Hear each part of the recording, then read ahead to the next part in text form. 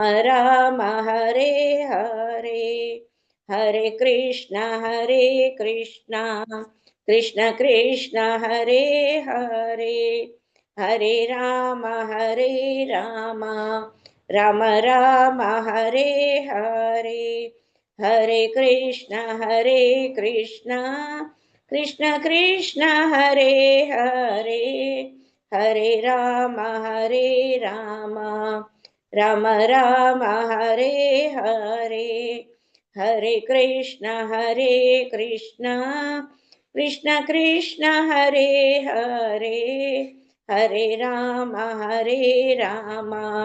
राम राम हरे हरे हरे कृष्ण कृष्ण हरे हरे हरे राम राम राम हरे हरे ಹರೇ ಕೃಷ್ಣ ಮಾತಾಜಿ. ಧನ್ಯವಾದಗಳು Mataji. Krishna Mataji. Thank you Mataji. Hare Krishna.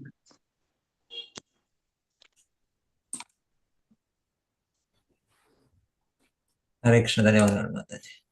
Hare Krishna.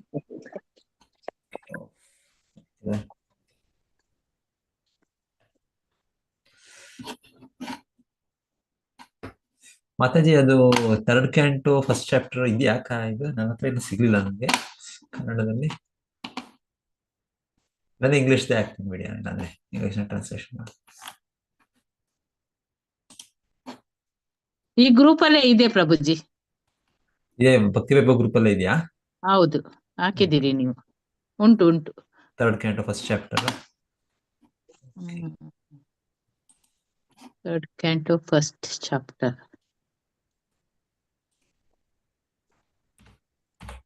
ವಿತುರಣ ಪ್ರಶ್ನೆಗಳು.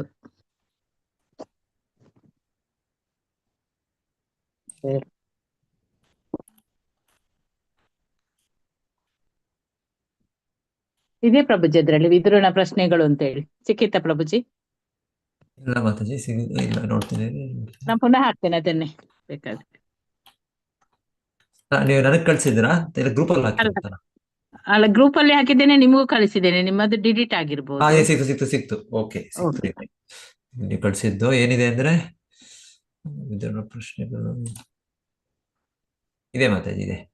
ಎಲ್ಲಿ ಸೇವೆ ಕೊಟ್ಟಿರ್ತೀರಾ? ಈಗ 41ನೇ ಶ್ಲೋಕ ಸ್ಟಾರ್ಟ್ ಪ್ರಭುಜಿ. 41.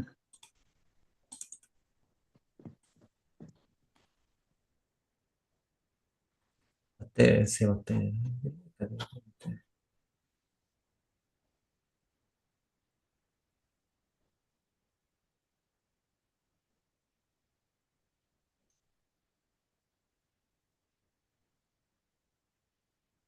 Doc 202507.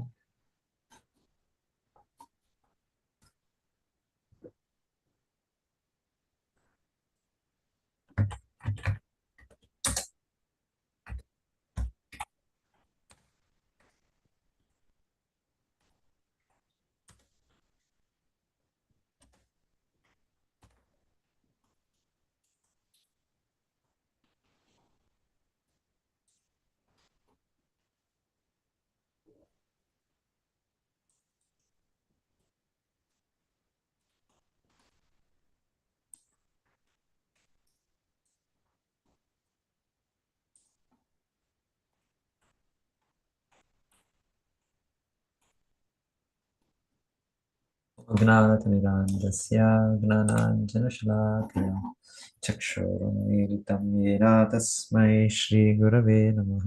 नमो विष्णुपादाय कृष्णप्रेष्ठाय भूतले श्रीमते भक्तिवेदान्तस्वामीति नामिने। नमस्ते सारस्वते देवे गौरवाणी प्रचारिणे निर्विशेषशून्यवादी पाश्चात्यदेशतारिणे। जय श्री कृष्ण चैतन्य प्रभु नित्यानंद श्री अद्वैत गदाधर श्रीवासादि गौर भक्तवृंद। हरे कृष्णा कृष्ण कृष्ण हरे हरे, हरे राम राम राम हरे हरे।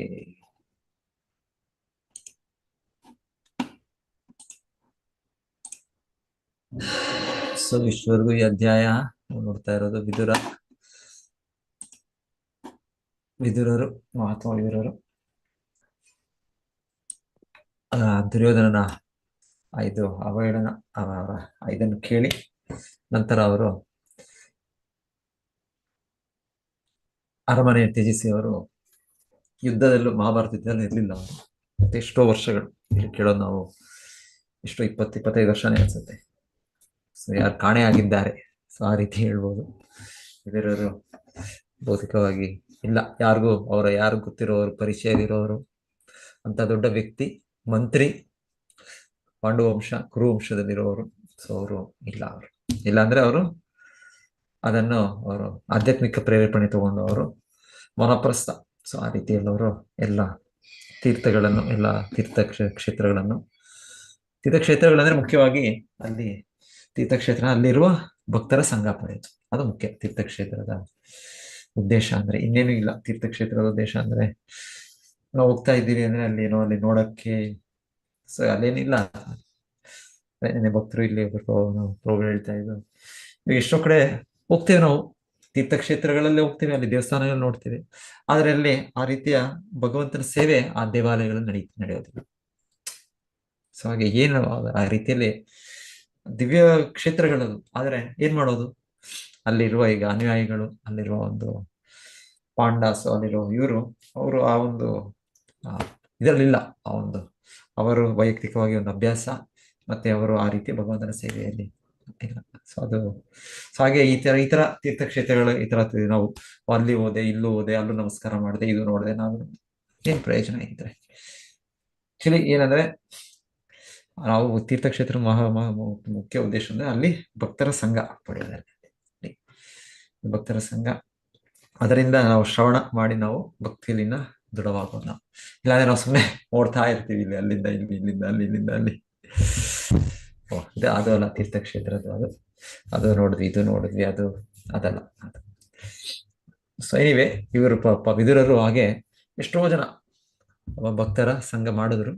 ಇಲ್ಲಿ ನಮ್ಗೆ ಇವಾಗ ಕೊಡ್ತಾ ಇರೋದು ಅದೆಲ್ಲ ಆಗಿ ಅವರು ಮತ್ತೆ ಈಗ ಮೈತ್ರೇಯರ ಮುಂಚೆ ಇವಾಗ ಉದ್ಧವನ ಅವರು ಭೇಟಿ ಮಾಡ್ತಾರೆ.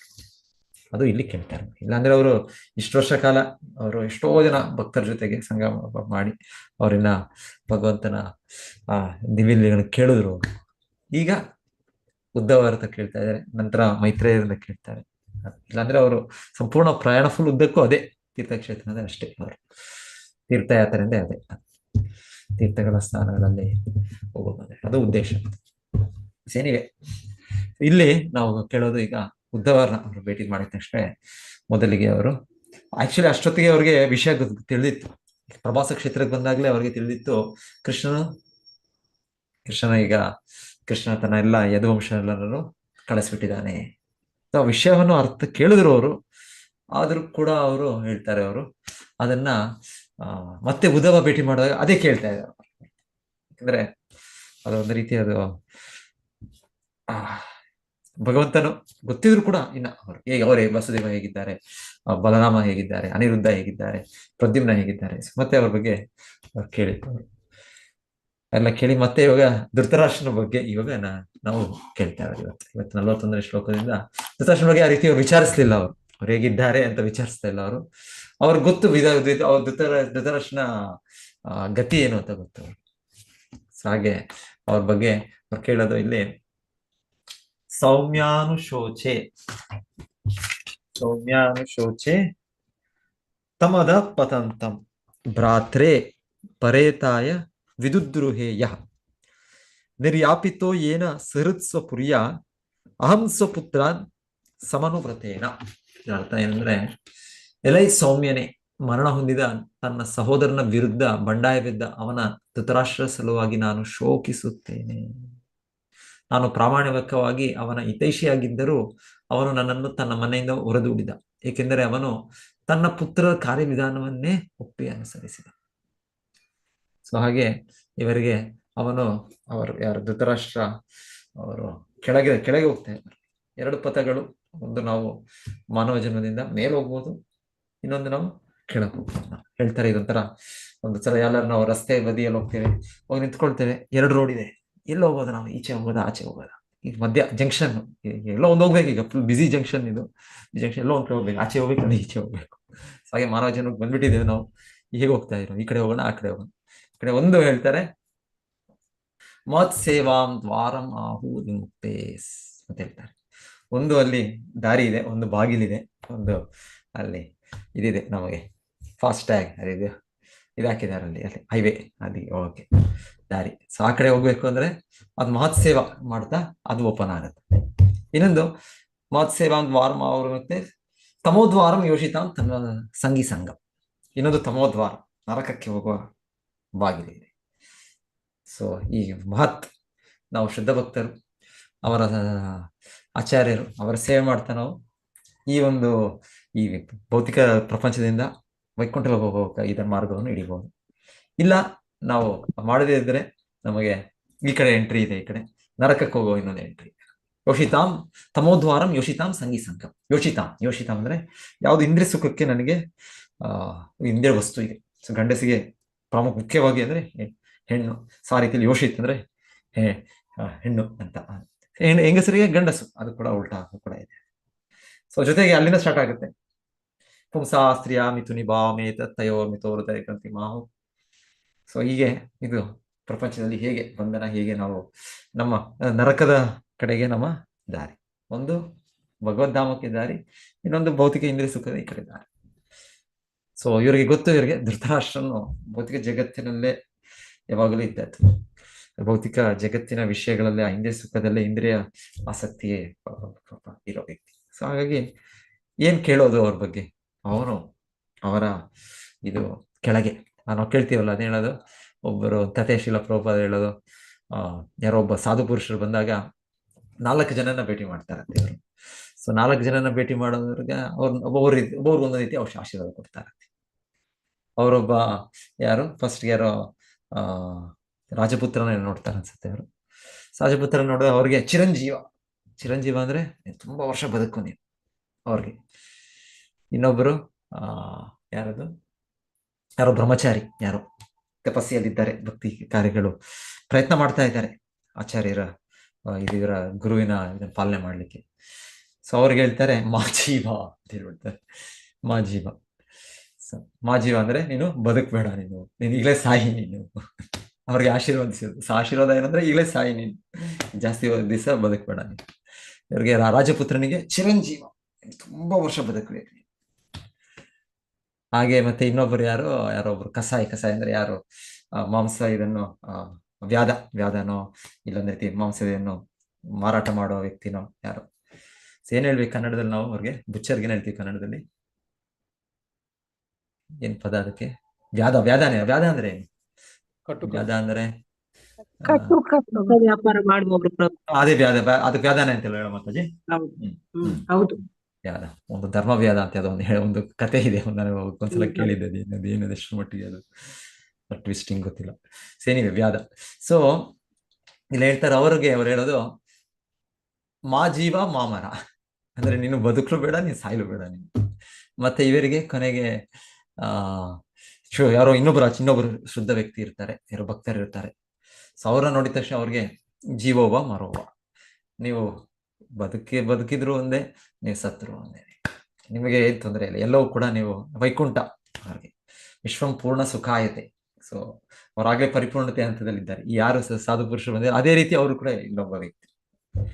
ಸೊ ನಂತರ ಆ ರಾಜನು ಇದು ಕೇಳಿ ಮೋಸ್ಟ್ಲಿ ಅವರ ಮಂತ್ರಿ ಕೇಳ್ತಾನೆ, ಯಾಕೆ ಈ ರೀತಿ ಇವರು ಬೇರೆಯವರು ಬೇರೆ ಬೇರೆ ರೀತಿ ಆಶೀರ್ವದಿಸ್ತಾ ಇದ್ದಾರೆ, ಎಲ್ಲರೂ ಒಂದೇ ರೀತಿ ಆಶೀರ್ವದಿಸ್ಬೇಕಲ್ಲ, ಎಲ್ಲರೂ ಒಳ್ಳೇದಾಗ್ಲಿ ಅಂದ್ರೆ ಈ ತರ ಎಲ್ಲರೂ ಇದಂತೆ. ಒಬ್ಬರಿಗೆ ಬೇಗ ಸಾಯಿ, ಇನ್ನೊಬ್ರಿಗೆ ಚಿರಂಜೀವಿ ಸಾಯ್ಬೇಡಿ ನೀವು, ಇನ್ನೊಬ್ರಿಗೆ ಮಾಜೀವ ಮಾಮರ ಯಾರದ ವ್ಯಾಧನಿಗೆ ನೀನು ಸಾಯಲು ಬೇಡ, ನೀನು ಬದುಕಲು ಬೇಡ.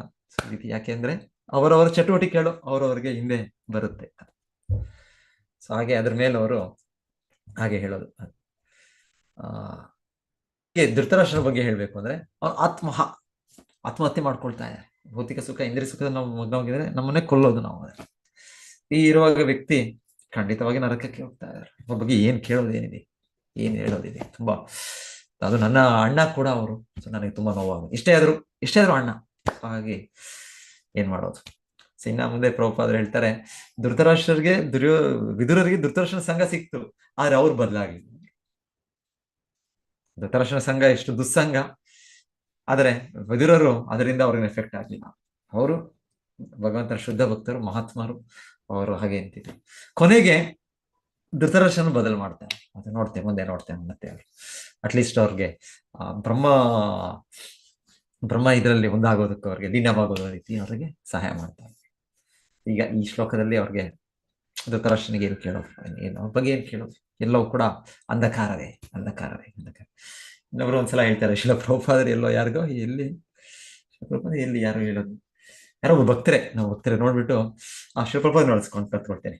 ಯಾರೋ ಒಬ್ಬರು ಹೇಳೋದು, ಹೇಗಿದೆ ನನ್ನ ಕೈ ನೋಡ್ಬೋದಾ ನೀವು, ಯಾಕಂದ್ರೆ ತುಂಬಾ ಜನ ಇದು ಕೇಳ್ತಾರೆ, ಇದರ ಜ್ಯೋತಿಷಿಗಳಿರ್ತಾರೆ, ಇನ್ನೊಬ್ರು ಇರ್ತಾರೆ, ಅವ್ರು ಇರ್ತಾರೆ, ಎಲ್ಲ ಏನ್ ಹೇಳೋದು, ಅವ್ರಿಗೆ ಕೈ ನೋಡೋ ಅವ್ರು ಹೇಳ್ಬೋದು, ನಿಮ್ಗೆ ಒಳ್ಳೆ ದಿವಸ ಇದೆ, ಒಳ್ಳೆ ಆರೋಗ್ಯ ಇದೆ, ಒಳ್ಳೆ ಟೈಮ್ ಇದೆ, ಈ ಒಳ್ಳೆ ಸಮಯ, ಏನೇನೋ ಈ ತರ ಇದು ಶನಿ ದೋಷ ಇದೆ, ಇಷ್ಟು ವರ್ಷಗಳು ಇದು ಕಾಡ್ತಾ ಇದೆ, ಇನ್ನೂ 101 120 ಹೇಳ್ತಾರೆ ಅವ್ರು.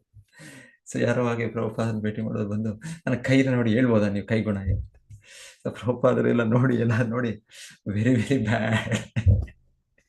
ಆಕ್ಚುಲಿ ಭೌತಿಕವಾಗಿ ಎಲ್ಲ ಅಶುಭಾನೆ. ದ್ವೈತೆ ಭದ್ರ ಅಭದ್ರ ಸಕಲಿ ಸಮ, ಏ ಬಲ ಏ ಮಂದ ಎಲ್ಲ ಹೇಳ್ತಾರೆ. ಇದು ಹೇಗೆ ಅಂದ್ರೆ ಒಂದು ಸಗಣಿ ಅದು ಫ್ರೆಶ್ ಸಗಣಿ ಆಗಿರ್ಬೋದು, ಅದು ಇನ್ನೊಂದು ಸಗಣಿ ಆಗಿರ್ಬೋದು, ಇಲ್ಲ ಮಲ, ಎನಿ ಮಲ ಅಂತ ಇಟ್ಕೊಳ್ಳಿ, ಸಗಣಿ ಬೇಡ, ಸಗಣಿ ಅದು ಗೋಮಾತೆ, ಅದು ಪವಿತ್ರ. ಅದು ಮಲ, ಯಾವ್ದೋ ಮಲ, ಒಂದು ಪ್ರಾಣಿದೋ ಒಂದು ಮನುಷ್ಯಂದು, ಅದು ಏನಾದ್ರೆ ಏನದು, ಅದು ಫ್ರೆಶ್ ಮಲ ಇದ್ದು ಅದು ಮುಟ್ಟಿದ್ರೆ ಅದು ಅಯ್ಯೋ ಅಂತ ಇದಾಗೋದು, ಇಲ್ಲ ಅಂದ್ರೆ ತುಂಬಾ ಡ್ರೈ ಆಗಿ ಅದು ಗಟ್ಟಿಯಾಗಿ ಅದು ಕಲ್ತರ ಇದ್ರೆ ಅದಾದ್ರೆ ಮಲನೇ. ಅದು ಸಾಫ್ಟ್ ಆಗಿರೋ ಮಲ ಎದುರು ಆಯ್ತು, ಅದು ತುಂಬಾ ದಿವಸ ಆಗಿ ಅದು 3 ದಿವಸ 4 ದಿವಸ ಆಗಿ ಅದಲ್ಲಿ ಮರಳಲ್ಲಿ ಬಿದ್ದಿರೋ ಆಯ್ತು, ಮಲನೇ. ಮಲ ಮತ್ತೆ ಅದು ಕಲ್ಮಶವಾಗುತ್ತೆ. ಹಾಗೆ ಹೇಳ್ತಾರೆ, ಈ ಭೌತಿಕ ಜಗತ್ತು ಅಂದ್ರೆ ಆಕ್ಚುಲಿ ಇದು ಭಗವಂತನ ಬಹಿರಂಗ ಶಕ್ತಿಯಿಂದ ಆದೋದು, ಇದು ಒಂದು ಮಲ ಮೂತ್ರ ಇರೋ ರೀತಿ. ಇಲ್ಲಿ ಏನು ಒಳ್ಳೇದಿದೆ, ಇಲ್ಲಿ ಏನೇ ಶುಭ ಏನಿದೆ, ಎಲ್ಲ ಅಶುಭವೇ ಇದೆ. ಹಾಗೆ ಪ್ರಭುಪಾದರು ಅವ್ರ ಕೈ ಇದು ನೋಡ್ತಾ ಎಲ್ಲ ಇದು ಕೆಟ್ಟದೆ. ಆದರೆ ಒಂದಿದೆ, ನಾವು ಕೃಷ್ಣ ಪ್ರಜ್ಞೆ ತಗೊಂಡ್ಬಿಟ್ರೆ ಆಗೆಲ್ಲ ಕೈನ ರೇಖೆಗಳೆಲ್ಲ ಕೂಡ ಸರಿಯಾಗಿ ಅವೆಲ್ಲ ಒಳ್ಳೇದಾಗ್ಬಿಡುತ್ತೆ ಅಂತ ಹೇಳ್ತಾರೆ. ಸೊ ಇದು ಭೌತಿಕ ಜಗತ್ತು, ಇಲ್ಲಿ ಏನೋ ಒಳ್ಳೆ ಇದು ಅಂತ ಏನೂ ಇಲ್ಲ. ಧೃತರಾಷ್ಟ್ರ ಅಂತ ನಾವು ನಮ್ಮ ಸ್ವಭಾವ ಇದೆ. ಈಗ ಧೃತರಾಷ್ಟ್ರ ನಮ್ಮಲ್ಲೇ, ನಮ್ಮ ವ್ಯಕ್ತಿತ್ವದಲ್ಲೇ ಕೆಲವು ಸಮಯ ಧೃತರಾಷ್ಟ್ರ ವ್ಯಕ್ತಿತ್ವ ಇದೆ, ಕೆಲವು ಸಮಯ ಒಂದು ಭಕ್ತರ ಇದು ಇದೆ. ಎಲ್ಲ ಮಿಕ್ಸ್ಚರ್, ನಮ್ದು ಎಲ್ಲ ಮಿಕ್ಸ್ ಆಗ್ಬಿಟ್ಟಿದೆ. ಸೊ ಹೇಳ್ತಾರೆ, ಹಿಂದೆ ಯುಗದಲ್ಲಿ ಎಲ್ಲಿ ಯಾರು ಕೇಳಿದ್ದು, ಯಾರೋ ಭಕ್ತರು ಹೇಳಿದ್ರು, ಸತ್ಯಯುಗ ತ್ರೇತಾಯುಗಲೆಲ್ಲ ವೈರಿಗಳು ಹೊರಗಿರ್ತಾ ಇದೆ, ರಾವಣ ಹೊರಗೆ, ಆಮೇಲೆ ಇದರಲ್ಲಿ ಯಾರು ದ್ವಾಪರ ಯುಗದಲ್ಲಿ ಮನೆ ಒಳಗೆ ಧೃತರಾಷ್ಟ್ರನ ಮಕ್ಕಳು ಮತ್ತೆ ಪಾಂಡವರು ಒಂದೇ ಕುಟುಂಬದಲ್ಲಿ. ಇದರಲ್ಲಿ ಅಂದ್ರೆ ಬೇರೆ ಜನ, ಬೇರೆ ಇದು ಅಪೋಸಿಟ್, ದೂರ. ಆದ್ರೆ ಕಲಿಯುಗದಲ್ಲಿ ಹಾಗಲ್ಲ, ನಮ್ಮ ಒಳಗೆ ಇದ್ದಾರೆ ಆ ರಾಕ್ಷಸ ಅನ್ನೋ, ನಮ್ಮೊಳಗೆ ನಮ್ಮ ಪ್ರತಿಯೊಬ್ಬರಲ್ಲೂ ಕೂಡ, ನಿಮ್ಮಲ್ಲೂ ರಾಕ್ಷಸ ಇದ್ದಾರೆ, ನನ್ನಲ್ಲೂ ರಾಕ್ಷಸ, ನಮ್ಮ ಮನಸ್ಸೇ ಒಂದು ರಾಕ್ಷಸ, ಮನಸ್ಸೇ ನಮ್ಮ ದೊಡ್ಡ ಶತ್ರು. ಇದೆ ಈ ರಾಕ್ಷಸನ್ನೇ ನಾವು ಇದನ್ನ ನಿಯಂತ್ರಿಸೋದು, ಇದಕ್ಕೆ ನಮ್ಮ ಇದಕ್ಕೆ ತರೋದು ತುಂಬಾ ಕಷ್ಟ ಇದೆ. ಎನಿವೆ, ಹರೇ ಕೃಷ್ಣ ಮಂತ್ರ, ಹರೇರ್ ನಾಮ ಹರೇರ್ ನಾಮ ಹರೇರ್ ನಾಮ ಇವ ಕೇವಲಂ ಖಲೋ ನಾಸ್ತ್ಯವ ಗೊತ್ತಿರಲಿ, ಬೇರೆ ಏನ್ ಗತಿ ಇಲ್ಲ. ಹರಿನಾಮ ಒಂದೇ, ಹರಿನಾಮ ಒಂದೇ, ಹರಿನಾಮ ಒಂದೇ. ಇದರಿಂದ ನಮ್ಮ ರಾಕ್ಷಸ, ನಮ್ಮ ಸ್ವಭಾವ, ನಮ್ಮ ಇದು, ಅದನ್ನು ನಾವು ಕೃಷ್ಣ ಕೃಪೆಯಿಂದ ಹೊರಗಾಕ್ಬೇಕು ಅದನ್ನ. ಸೊ ಇಲ್ಲಿ ಹೇಳ್ತಾ ಇದ್ದಾರೆ, ಇಲ್ಲಿ ಧೃತರಾಷ್ಟ್ರನ ಬಗ್ಗೆ ಅವ್ರ ಬಗ್ಗೆ ಕೇಳೋದೇನಿದೆ, ನಾನು ಹೇಳೋದೇನಿದೆ. ಸೊ ಅವ್ರಿಗೆ ಇದು ಫ್ಯೂಚರ್ ಬಹಳ ಇದು ಅಂತಾನೆ ಇಲ್ಲಿ ಹೇಳ್ತಾರೆ. ಓಕೆ, ಸೊ ಅದ್ರ ಬಗ್ಗೆ ಯಾರು ಯಾಕೆ ಅವರ ಹೇಳಿದ್ದು ಚಿರಂಜೀವ ಅಂತ ರಾಜಪುತ್ರನಿಗೆ? ಆ ಸಾಧು ಪುರುಷರು ಯಾರಾದ್ರೂ ಅನ್ಮಿಟ್ ಮಾಡ್ಕೊಂಡು ಹೇಳ್ಬೋದು, ಯಾಕೆ ಹೇಳಿದ್ರು ಆಶೀರ್ವಾದಿಸಿದ್ದು ಚಿರಂಜೀವ ರಾಜಪುತ್ರನಿಗೆ, ತುಂಬಾ ವರ್ಷ ಬದುಕು ನೀನು. ಹರೇ ಕೃಷ್ಣ ಪ್ರಭು. ಒಂದು ನಿಮಿಷ ಸ್ವಲ್ಪ ಸ್ಪೀಕರ್ ಶಶಿಕುಮಾರ್ ಹೇಳ್ತೀರಾ? ಐಹಿಕ ಭೋಗದಲ್ಲಿ ಇಷ್ಟಪಡ್ತಾನಲ್ಲ, ಅದಕ್ಕೆ ರಾಜನ ಮಗನಿಗೆ ಅವನು ಎಷ್ಟು ದಿವಸ ಇಲ್ಲಿದ್ರೆ ಅಷ್ಟು ಅವನಿಗೆ ಒಳ್ಳೆಯದು, ಆದ್ರಿಂದ ಚಿರಂಜೀವ ಅಂತ ಹೇಳ್ತಾರೆ. ಯಾಕಂದ್ರೆ ಹೋದ್ಮೇಲೆ ಅವನಿಗೆ ಇಲ್ಲಿ ಎಷ್ಟು ಏನು ಇದು ಮಾಡಿದಾನೆ, ಅದರದ್ದು ಎಲ್ಲಾನು ಅದು ನರಕದಲ್ಲಿ ಎಲ್ಲ ಅವನ ಪಾಪಗಳ ಪ್ರತಿಕ್ರಿಯೆಯನ್ನು ಕ್ರಿಯೆಗಳೆಲ್ಲಾನು, ಜೊತೆಗೆ ಪ್ರಜೆಗಳು ಮಾಡಿದ ಪಾಪಗಳ ಕ್ರಿಯೆಗಳು ಕೂಡ ಅವ್ರಿಗೆ ಸಿಗುತ್ತೆ. ಸೊ ಅದನ್ನು ಕೂಡ ಅವರು ನರಕದಲ್ಲಿ ಪ್ರಜೆಗಳ ಕೂಡ ಸಿಗುತ್ತೆ. ಅದು ತುಂಬಾ ಕಷ್ಟ. ಅದು ತುಂಬಾ ಕಷ್ಟ. ಪ್ರಜೆಗಳು ಎಷ್ಟು ಪಾಪಗಳು ಮಾಡ್ತಾ ಇದಾರೆ ಅದನ್ನ ಲೆಕ್ಕ ಹಾಕೋದು ಕಷ್ಟ. ಸೊ ನಾವು ಮಾಡೋ ಪಾಪಗಳನ್ನ ಲೆಕ್ಕ ಹಾಕೋದೇ ಕಷ್ಟ, ರಾಜರಾಗಿ ಇನ್ನೂ ಕಷ್ಟ. ಅದ್ರ ಜೊತೆಗೆ ಪ್ರಜೆಗಳ ಕಷ್ಟಗಳನ್ನು, ಪ್ರಜೆಗಳ ಪಾಪ ಕರ್ಮಗಳ ಫಲಗಳನ್ನು ನಾವು ಅನುಭವಿಸ್ಬೇಕು ಅಂದ್ರೆ ಅವನು ಇಲ್ಲಿರೋದೇ ಒಳ್ಳೇದು ಅಂತ ಅದರ ಹೌದು. ಸೊ ಅವ್ರು ನೋಡ್ಬಿಟ್ರು ಇವನ ರಾಜರ್ಷಿ ಅಲ್ಲ ಅಂತ ನೋಡ್ಬಿಟ್ರು. ರಾಜರ್ಷಿ ಇದ್ರೆ ತೊಂದರೆ ಇಲ್ಲ, ರಾಜರ್ಷಿ ಇದ್ರೆ ಅವರೆಲ್ಲವನ್ನು ಇದು ಮಾಡ್ಬಿಡ್ತಾನೆ. ಆದ್ರೆ ಇವನು ರಾಜ್ಕುಮಾರ ರಾಜರ್ಷಿ ಎಲ್ಲ ಏನೋ ಇವತ್ತಿನ ವ್ಯಕ್ತಿ ತರ, ಇವತ್ತಿನ ಆಧುನಿಕ ನಮ್ಮ ರೀತಿಯ ವ್ಯಕ್ತಿ ಒಬ್ಬರು. ಹೌದು. ಎಸ್. ನಂತರ ಬ್ರಾಹ್ಮಣನಿಗೆ ನೀನು ಹೋಗೋದೇ ಒಳ್ಳೇದು, ಅಂದ್ರೆ ಅವನು ಇಲ್ಲಿ ಬೇಕಾದಷ್ಟು ಮಾಡಿ ಆಗಿದೆ, ನೀನು ಹೆಂಗಿದ್ರು ಭಗವಂತನ ಧಾಮಕ್ಕೆ ಹೋಗ್ತೀಯ, ಅದರಿಂದ ಹೊರಡು ನೀನು ಅಂತ ಅರ್ಥ ಬರುವ ರೀತಿಯಲ್ಲಿ. ಸೊ ನೀವ್ ಹೇಳಿದಾಗೆ ಪ್ರಾಬಬ್ಲಿ ಅವರು ಚಿಕ್ಕ ವಯಸ್ಸಿನಲ್ಲೋ ಇನ್ನೊಂದು ಇರ್ಬೇಕು, ಇನ್ನ ಸಂಪೂರ್ಣ ಪರಿಪೂರ್ಣತೆ ಪಡೆದಿಲ್ಲ. ಸೊ ಹಾಗೆ ನಾವು ಕೇಳ್ತೀವಲ್ಲ ಅಜಾಮಿಳ ಬಹಳ ಫಸ್ಟ್ ಆಗಿ ನಿಷ್ಠಾವಂತ ಇದ್ರು, ಆದ್ರೆ ಅಕಸ್ಮಾತ್ ಆಗಿ ಇದಾಯ್ತು ಅವ್ರಿಗೆ. ಸೊ ಈ ರೀತಿಯಲ್ಲಿ ಆಧ್ಯಾತ್ಮಿಕ ಇದರಲ್ಲಿ ಅವರು ಸಂಪೂರ್ಣ ಪರಿಪೂರ್ಣತೆ ಆಗಿಲ್ಲ, ಎಲ್ಲೋ 50%, 60%, 80% ಇದ್ದಾರೆ. ಸೊ ಆಗಿರೋದ್ರಿಂದ ಅವರು ಬೆಟರ್, ಮುಂದೆ ನಿಮ್ಗೆ ಒಳ್ಳೇದಾಗುತ್ತೆ. ನಿಮ್ಗೆ ಅವ್ರು ಇಲ್ಲಿ ದೇಹವನ್ನು ಬಿಟ್ರೆ ಧಾಮಕ್ಕೆ ಹೋಗುವ ಗ್ಯಾರಂಟಿ ಇದೆ ಅವರಿಗೆ ಅಂತ ಗ್ಯಾರಂಟಿನೂ ಇರ್ಬೋದು. ಹಾಗಾಗಿ ಪ್ರಭುಪಾದರು ಅವರಿಗೆ ಆಶೀರ್ವಾದವನ್ನು ಮಾಡ್ತಾರೆ ಆಚಾರ್ಯರು, ನೀನು ಹೋಗೋದೇ ಒಳ್ಳೇದು ಅಂದ್ಬಿಟ್ಟು ಹೋಗು ಅಂತ ಹೇಳ್ತಾರೆ. ಸೊ ನಂತರ ಕಟಕನಿಗೆ ನಾಜಿಯೋ ನಾ ಮರೋ ಅಂದ್ರೆ ಅವನು ಇಲ್ಲೂ ಪಾಪ ಮಾಡ್ತಾ ಇದ್ದಾನೆ, ಇಲ್ಲಿರೋಷ್ಟು ದಿವಸನೂ ಪಾಪ, ಎಷ್ಟು ದಿವಸ ಉಳ್ಕೊಳ್ತಾನೆ ಅಷ್ಟು ದಿವಸ ಇನ್ನಷ್ಟು ಪಾಪ ಮಾಡ್ತಾನೆ ಇರ್ತಾನೆ, ಮತ್ತು ಅದರ ಕರ್ಮಗಳನ್ನು ಇನ್ನಷ್ಟು ಅನುಭವಿಸ್ತಾನೆ ಇರ್ತಾನೆ. ಸತ್ತ ನಂತರ ಎನಿವೆ ಅವನು ನರಕಕ್ಕೆ ಹೋಗ್ಲಿಕ್ಕೆ ಉಂಟು. ಸೊ ಈ ರೀತಿಯಾಗಿ ಇಲ್ಲೂ ಕೂಡ ನರಕನೇ ಅನುಭವಿಸ್ತಾ ಇದ್ದಾನೆ, ಬೇರೆ ಪ್ರಾಣಿಗಳಿಗೂ ನರಕವನ್ನು ಕೊಡ್ತಾ ಇದ್ದಾನೆ, ಅವನು ನರಕ ಅನುಭವಿಸ್ತಾ ಇದ್ದಾನೆ, ಮತ್ತು ಧರ್ಮಗಳ ವಿರುದ್ಧವಾಗಿ ಅವನು ಕೆಲಸ ಮಾಡ್ತಾ ಇರೋದ್ರಿಂದ ಅದರ ಪಾಪ ಕರ್ಮಗಳು ಇನ್ನಷ್ಟು ಹೆಚ್ಚಿಸ್ಕೊಂಡು ಇನ್ನಷ್ಟು ಅವನು ನರಕಕ್ಕೆ ಹೋಗ್ತಾ ಇದ್ದಾನೆ. ಅದರಿಂದ ನೀನ್ ಸತ್ರು ಅಷ್ಟೇ, ಇದು ಬದುಕಿದ್ರು ಅಷ್ಟೇ, ನಿನ್ಗೆ ಏನು ಪ್ರಯೋಜನ ಇಲ್ಲ ಅಂತ. ಸಾಯಲು ಬೇಡ, ನೀನು ಬದುಕಲು ಬೇಡ, ನಾ ಜಿಯೋ ನಮಾರೋ ಅಂತ.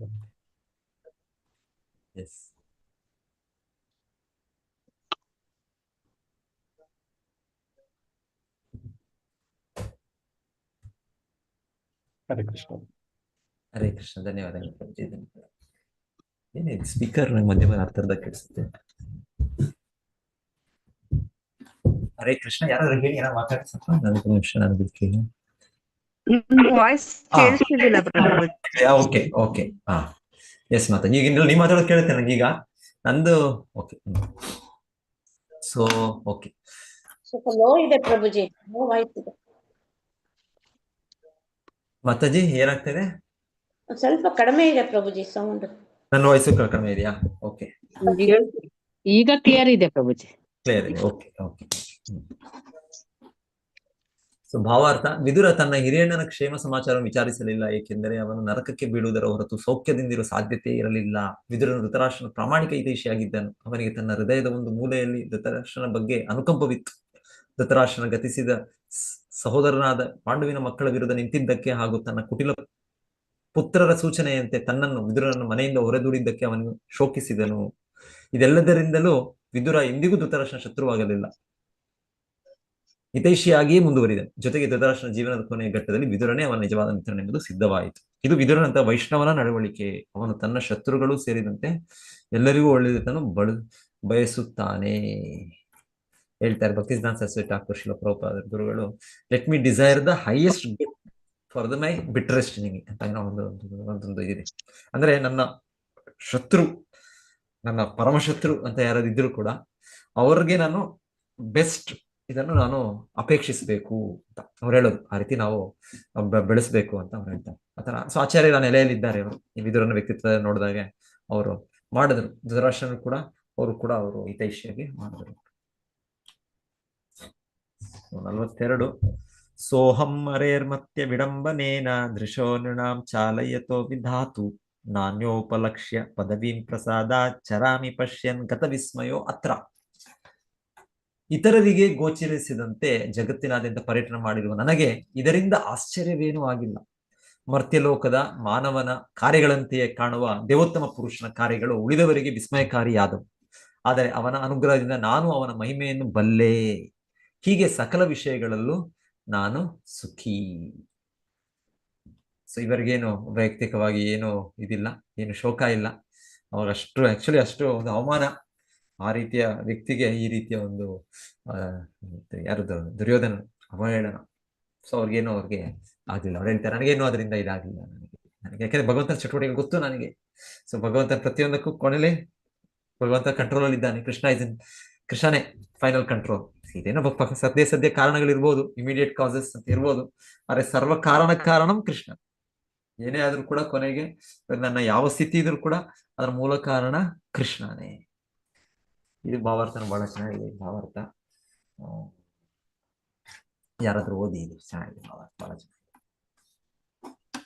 ಓದ್ಲ ಪ್ರಭುಜಿ ನಾನು? ಓದಿ ಧನ್ಯವಾದ. ಭಾವಾರ್ಥ. ಧೃತರಾಷ್ಟ್ರನ ಸಹೋದರನಾಗಿದ್ದರೂ ವಿದುರನು ಅವನಿಂದ ಸಂಪೂರ್ಣವಾಗಿ ಭಿನ್ನನಾಗಿದ್ದನು. ಭಗವಾನ್ ಶ್ರೀಕೃಷ್ಣನ ಅನುಗ್ರಹದಿಂದಾಗಿ ಅವನು ತನ್ನ ಸಹೋದರನಂತೆ ಮೂರ್ಖನಾಗಿರಲಿಲ್ಲ. ಆದ್ದರಿಂದ ಸೋದರನಾದ ಧೃತರಾಷ್ಟ್ರನ ಸಾಹಚರ್ಯ ಅವನ ಮೇಲೆ ಪ್ರಭಾವ ಬೀರಲಾಗಲಿಲ್ಲ. ಧೃತರಾಷ್ಟ್ರ ಮತ್ತು ಅವನ ಲೋಕಾಸಕ್ತರಾದ ಪುತ್ರರು ತಮ್ಮ ಸ್ವಂತ ಬಲದಿಂದ ಪ್ರಪಂಚದ ಮೇಲೆ ಮಿಥ್ಯಾಧಿಪತ್ಯ ನಡೆಸಲಿಚ್ಛಿಸಿದರು. ಭಗವಾನ್ ಶ್ರೀಕೃಷ್ಣನು ಈ ನಿಟ್ಟಿನಲ್ಲಿ ಅವರನ್ನು ಪ್ರೋತ್ಸಾಹಿಸಿದನು. ಹೀಗಾಗಿ ಅವರು ಹೆಚ್ಚು ಹೆಚ್ಚು ಪಥಭ್ರಾಂತರಾದರು. ಆದರೆ ಭಗವಂತನಿಗೆ ಪ್ರಾಮಾಣಿಕವಾದ ಭಕ್ತಿ ಸೇವೆ ಸಾಧಿಸುವುದು ವಿದುರನ ಬಯಕೆಯಾಗಿತ್ತು.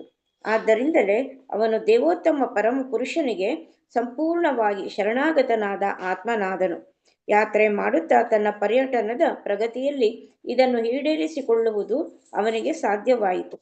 ಆ ಮೂಲಕ ಅವನು ಸಕಲ ಸಂದೇಹಗಳಿಂದ ಮುಕ್ತನಾದನು. ಮನೆ ಬಾಗಿಲು ಬಿಟ್ಟು ಬಂದುದಕ್ಕೆ ಅವನಿಗೆ ಸ್ವಲ್ಪವೂ ವಿಷಾದವಾಗಲಿಲ್ಲ. ಮನೆಯಲ್ಲಿನ ಸ್ವಾತಂತ್ರ್ಯಕ್ಕಿಂತ ದೇವರ ಕರುಣೆಯನ್ನು ಅವಲಂಬಿಸಿರುವುದು ಇನ್ನೂ ಹೆಚ್ಚಿನ ಸ್ವಾತಂತ್ರ್ಯ ಎಂಬುದು ಈಗ ಅವನ ಅನುಭವಕ್ಕೆ ಬಂದಿತ್ತು. ಯಾರೇ ಆಗಲಿ ತಮಗೆ ಭಗವಂತನ ರಕ್ಷೆ ಇದೆ ಎಂದು ಸಂಪೂರ್ಣವಾಗಿ ಮನವರಿಕೆಯಾಗುವವರೆಗೆ ಸನ್ಯಾಸಾಶ್ರಮವನ್ನು ಸ್ವೀಕರಿಸಬಾರದು. ಜೀವನದ ಈ ಹಂತವನ್ನು ಭಗವದ್ಗೀತೆಯಲ್ಲಿ ಅಭಯಂ ಸತ್ವ ಸಂಶುದ್ಧಿ ಎಂದು ವಿವರಿಸಲಾಗಿದೆ. ಬದುಕಿರುವ ಪ್ರತಿ ಜೀವಿಯು ವಾಸ್ತವದಲ್ಲಿ ಸಂಪೂರ್ಣವಾಗಿ ಭಗವಂತನ ಕರುಣಾವಲಂಬಿ. ಆದರೆ ಪರಿಶುದ್ಧ ಜೀವನ ನಡೆಸಿದ್ದಲ್ಲದೆ ಅವನು ಆ ಸ್ಥಾನವನ್ನು ಪಡೆಯಲಾರನು. ಅವಲಂಬನೆಯ ಈ ಹಂತವನ್ನು ಸತ್ವ ಸಂಶುದ್ಧಿ ಅಥವಾ ಬಾಳಿನ ಶುದ್ಧೀಕರಣ ಎಂದು ಕರೆಯಲಾಗಿದೆ. ಇಂತಹ ಶುದ್ಧೀಕರಣ ಫಲವು ಭಕ್ತನ ನಿರ್ಭೀತಿಯ ಮೂಲಕ ಪ್ರಕಟವಾಗುತ್ತದೆ. ಭಗವಂತನ ಭಕ್ತನನ್ನು ನಾರಾಯಣ ಪರ ಎಂದು ಕರೆಯಲಾಗಿದೆ. ನಾರಾಯಣ ಪರನಾದವನು ಎಂದಿಗೂ ಯಾವುದಕ್ಕೂ ಹೆದರುವುದಿಲ್ಲ. ಎಲ್ಲ ಸಂದರ್ಭಗಳಲ್ಲೂ ಭಗವಂತನು ತನ್ನನ್ನು ರಕ್ಷಿಸುತ್ತಾನೆ ಎಂಬುದು ಅವನಿಗೆ ಸದಾ ಗೊತ್ತಿರುತ್ತದೆ. ಈ ದೃಢ ನಂಬಿಕೆಯಿಂದ ವಿದುರನು ಒಂಟಿಯಾಗಿ ಸಂಚರಿಸಿದನು. ಅವನು ತನ್ನ ಮಿತ್ರರು ಮತ್ತು ಶತ್ರುಗಳ ಕಣ್ಣಿಗೆ ಬೀಳಲಿಲ್ಲ. ಮಿತ್ರರಾಗಲಿ ಶತ್ರುಗಳಾಗಲಿ ಅವನನ್ನು ಗುರುತಿಸಲಿಲ್ಲ. ಹೀಗೆ ವಿಶ್ವದ ನಾನಾ ಕರ್ತವ್ಯಗಳ ಹಂಗಿಲ್ಲದೆ ಜೀವನ ಸ್ವಾತಂತ್ರ್ಯವನ್ನು ಅನುಭವಿಸಿದನು. ಭಗವಾನ್ ಶ್ರೀಕೃಷ್ಣನು ಮರ್ತ್ಯ ಲೋಕದಲ್ಲಿ ತನ್ನ ಶಾಶ್ವತ ಆನಂದಮಯ ಶ್ಯಾಮಸುಂದರನ ರೂಪದಲ್ಲಿ ಸ್ವತಃ ಉಪಸ್ಥಿತನಾದಾಗ ಭಗವಂತನ ಪರಿಶುದ್ಧ ಭಕ್ತರಲ್ಲದವರು ಅವನನ್ನಾಗಲಿ ಅವನ ಮಹಿಮೆಗಳನ್ನಾಗಲಿ ಗುರುತಿಸಲಾರರು. ಅವಜಾನಾಂತಿ ಮಾಮೂಢ ಮಾನುಷ್ಯಂ ತನುಂ ಆಶ್ರಿತಂ ಗೀತಾ 9.11 ತನ್ನ ಭಕ್ತರಲ್ಲದವರಿಗೆ ಅವನು ಸದಾ ವಿಸ್ಮಯಕಾರಿ. ಆದರೆ ಅವನಿಗೆ ಪರಿಶುದ್ಧ ಭಕ್ತಿ ಸೇವೆ ಸಲ್ಲಿಸುವವರಿಗೆ ಅವನು ಸದಾ ಗೋಚರಿಸುತ್ತಾನೆ. Hare Krishna Prabhuji. Thank you Prabhuji. Hare Krishna Mataji. So ಇಲ್ಲಿ ವಿದುರರು ಇಲ್ಲಿ ಹೇಳಿದಾಗೆ ಏನದು ಅಭಯಂ ಸತ್ವ ಸಂಶುದ್ಧಿ ಜ್ಞಾನಯೋಗ ವ್ಯವಸ್ಥಿತಿ ಅಂತ ಶಿಲ ಪ್ರಭುಪಾದರು ನಮ್ಗೆ ಭಗವದ್ಗೀತೆ ತಿಳಿಸೋದು. ಆ ಭಗವಂತನ ದಿವ್ಯ ಗುಣಗಳು ಅಂತ ಹೇಳುವಾಗ, ಅಸುರ ಗುಣಗಳು ದಿವ್ಯ ಗುಣಗಳು ಅಂತ ಭಗವಂತನು ಹೇಳುವಾಗ, ದಿವ್ಯ ಗುಣಗಳಲ್ಲಿ ಇದು ಸನ್ಯಾಸಾಶ್ರಮ ಸ್ವೀಕರಿಸುವ ವ್ಯಕ್ತಿಯ ಅರ್ಹತೆಗಳು ಅಂತ ಹೇಳಿ. ಸೊ ಇಲ್ಲಿ ಹೇಳ್ತಾರೆ ವಿದುರರು ಸಂಪೂರ್ಣವಾಗಿ ಅಲ್ಲಿ ನಡೆಸಿದ್ದಾರೆ. ಹಾಗೆ ಅವ್ರಿಗೆ ನಿರ್ಭಯ ಅಭಯ ಸ್ಥಿತಿ, ಅವ್ರಿಗೆ ಏನು ಭಯ ಇಲ್ಲ. ಅವ್ರಿಗೆ ನಮಗೆ ಎಷ್ಟು ಭಯ ಪ್ರತಿಯೊಂದಿದಕ್ಕೂ ಕೂಡ ಈಗಾಗ್ಬಿಟ್ರೆ, ಈಗ ಆಗ್ಲಿಲ್ಲ ಅಂದ್ರೆ ಏನಾಗುತ್ತೆ, ಈಗಾದ್ರೆ ಓಕೆ, ಈಗಾದ್ರೆ ಪರವಾಗಿಲ್ಲ, ಈಗಾಗ್ಲಿಲ್ಲ ಸಪೋಸ್ ಇನ್ನೇನೋ ಬೇರೆ ತರ ಆಗ್ಬಿಡ್ತು. ನಾವು ಯಾವ್ದು ಮಾಡೋದು, ಕೆಲಸ ಮಾಡೋದು ಯಾವುದೋ ಒಂದು ಅದರ ಒಂದು ಫಲ ದೃಷ್ಟಿ ಇಟ್ಕೊಂಡು ಈ ರೀತಿ ಆಗ್ಬೇಕು, ಆ ರೀತಿ ಆಗ್ಲಿಲ್ಲ ಅಂದ್ರೆ ಆಗ್ಬಾರ್ದು ಅಂತ ಈಗೆಲ್ಲ ಇಲ್ಲ. ವಿದುರರು ಹೇಳ್ತಾರೆ ಅವ್ರು ಸಂಪೂರ್ಣ ಏನು ಯಾವ ನಿರ್ಭಯ ಸ್ಥಿತಿಯಲ್ಲಿದ್ದಾರೆ. ಹಾಗಾಗಿ ಅವ್ರಿಗೆ ಹಿಂದೆ ಶ್ಲೋಕದಲ್ಲಿ ಧೃತರಾಷ್ಟ್ರನ ಸ್ಥಿತಿ, ಈ ಶ್ಲೋಕದಲ್ಲಿ ನೋಡಿದ್ರೆ ವಿದುರರ ಸ್ಥಿತಿ, ವಿದುರರ ನೆಲೆ. ನಾರಾಯಣ ಪರ ಸರಿ ನಾಲ್ಕತೃಷ್ಣ ವಿಭ್ಯತಿ, ಏನು ಭಯ ಇಲ್ಲ ಅವ್ರಿಗೆ. ವಿದುರರಿಗೆ ಎಲ್ಲವೂ ಕೂಡ ಅವ್ರು ಹೇಳ್ತಾರೆ, ನನಗೆ ಕೃಷ್ಣನ ಬಗ್ಗೆ ಗೊತ್ತಿರೋದ್ರಿಂದ ನನಗೆ ಏನು ಇದರಿಂದ ನನಗೆ ಶೋಕ ಇಲ್ಲ, ಏನು ವ್ಯತ್ಯೆ ಇಲ್ಲ ನನಗೆ ಅವನ ಅನುಗ್ರಹದಿಂದ ನಾನು ಅವನ ಮಹಿಮೆಯನ್ನು ಬಲ್ಲೆ. ಹೀಗೆ ಸಕಲ ವಿಷಯಗಳಲ್ಲೂ ನಾನು ಸುಖಿ. ಸೊ ಏನದು ಜೀವೋವ ಮರೋವ ಅಂತ ನಾವು ಕೇಳ್ತಾ ಇದ್ವಿ ನಾವು. ಹಾಗೆ ಇತರ ಆಚಾರ್ಯರು, ಇತರ ಶುದ್ಧ ಭಕ್ತರು, ಅವರು ಹೇಗಿದ್ರು ಒಂದೇ ಅವ್ರಿಗೆ ಇದು ಕೂಡ ಅವ್ರು ಬೈಕೊಂಡರು. ಭೌತಿಕ ಜಗತ್ತು ಕೂಡ ಅವ್ರಿಗೇನು ಅವ್ರಿಗೆ ತೊಂದರೆ ಇಲ್ಲ. ಆಧ್ಯಾತ್ಮಿಕ ಜಗತ್ತು, ಭೌತಿಕ ಜಗತ್ತು ಎರಡೂ ಒಂದೇ. ಅವ್ರಿಗೆ ಎಲ್ಲೂ ಇದ್ರು ಕೂಡ ಅವ್ರು ಕೃಷ್ಣ ಸೇವೆ ಮಾಡ್ತಾರೆ. ಎಲ್ಲಿದ್ರು ಕೂಡ ಕೃಷ್ಣ ಸತತವಾಗಿ ಸ್ಮರಣೆ ಮಾಡ್ತಾರೆ. ಅವ್ರಿಗೆ ಯಾವ ಭಯ ಇಲ್ಲ ಅವ್ರಿಗೆ. ನಾವಂದ್ರೆ ಇಲ್ಲ, ನಮ್ದು ಸ್ವಲ್ಪ ಪರ್ಸೆಂಟೇಜ್ ಈ ಕಡೆ ಸೇವೆ, ಸ್ವಲ್ಪ ಪರ್ಸೆಂಟೇಜ್ ನಮ್ಮ ಸೇವೆ, ನಮ್ಮ ಇಂದ್ರಿಯ ತುಷ್ಟಿ ಇದೆ, ಸ್ವಲ್ಪ ಟೈಮ್ ಕೃಷ್ಣ ಸೇವೆ, ಸ್ವಲ್ಪ ಮಾಯಾ ಸೇವೆ. ಸೊ ನಾವೀಗೆ ಆಚೆ ಈಚೆ ಹೋಗ್ತೇವೆ. ಆದರೆ ಇವರೆಲ್ಲ ವಿದುರರು ಎಲ್ಲ ಸಂಪೂರ್ಣವಾಗಿ ಭಗವಂತನ ಆಶ್ರಯಿಸಿದ್ದಾರೆ, ಸಂಪೂರ್ಣವಾಗಿ ಕೃಷ್ಣ ಪ್ರಜ್ಞೆಯಲ್ಲಿದ್ದಾರೆ. ಹಾಗೆ ಅವ್ರಿಗೆ ಏನು ಭಯ ಇಲ್ಲ. ಅವ್ರಿಗೆ ಹೇಳ್ತಾರೆ ಹೇಗೆ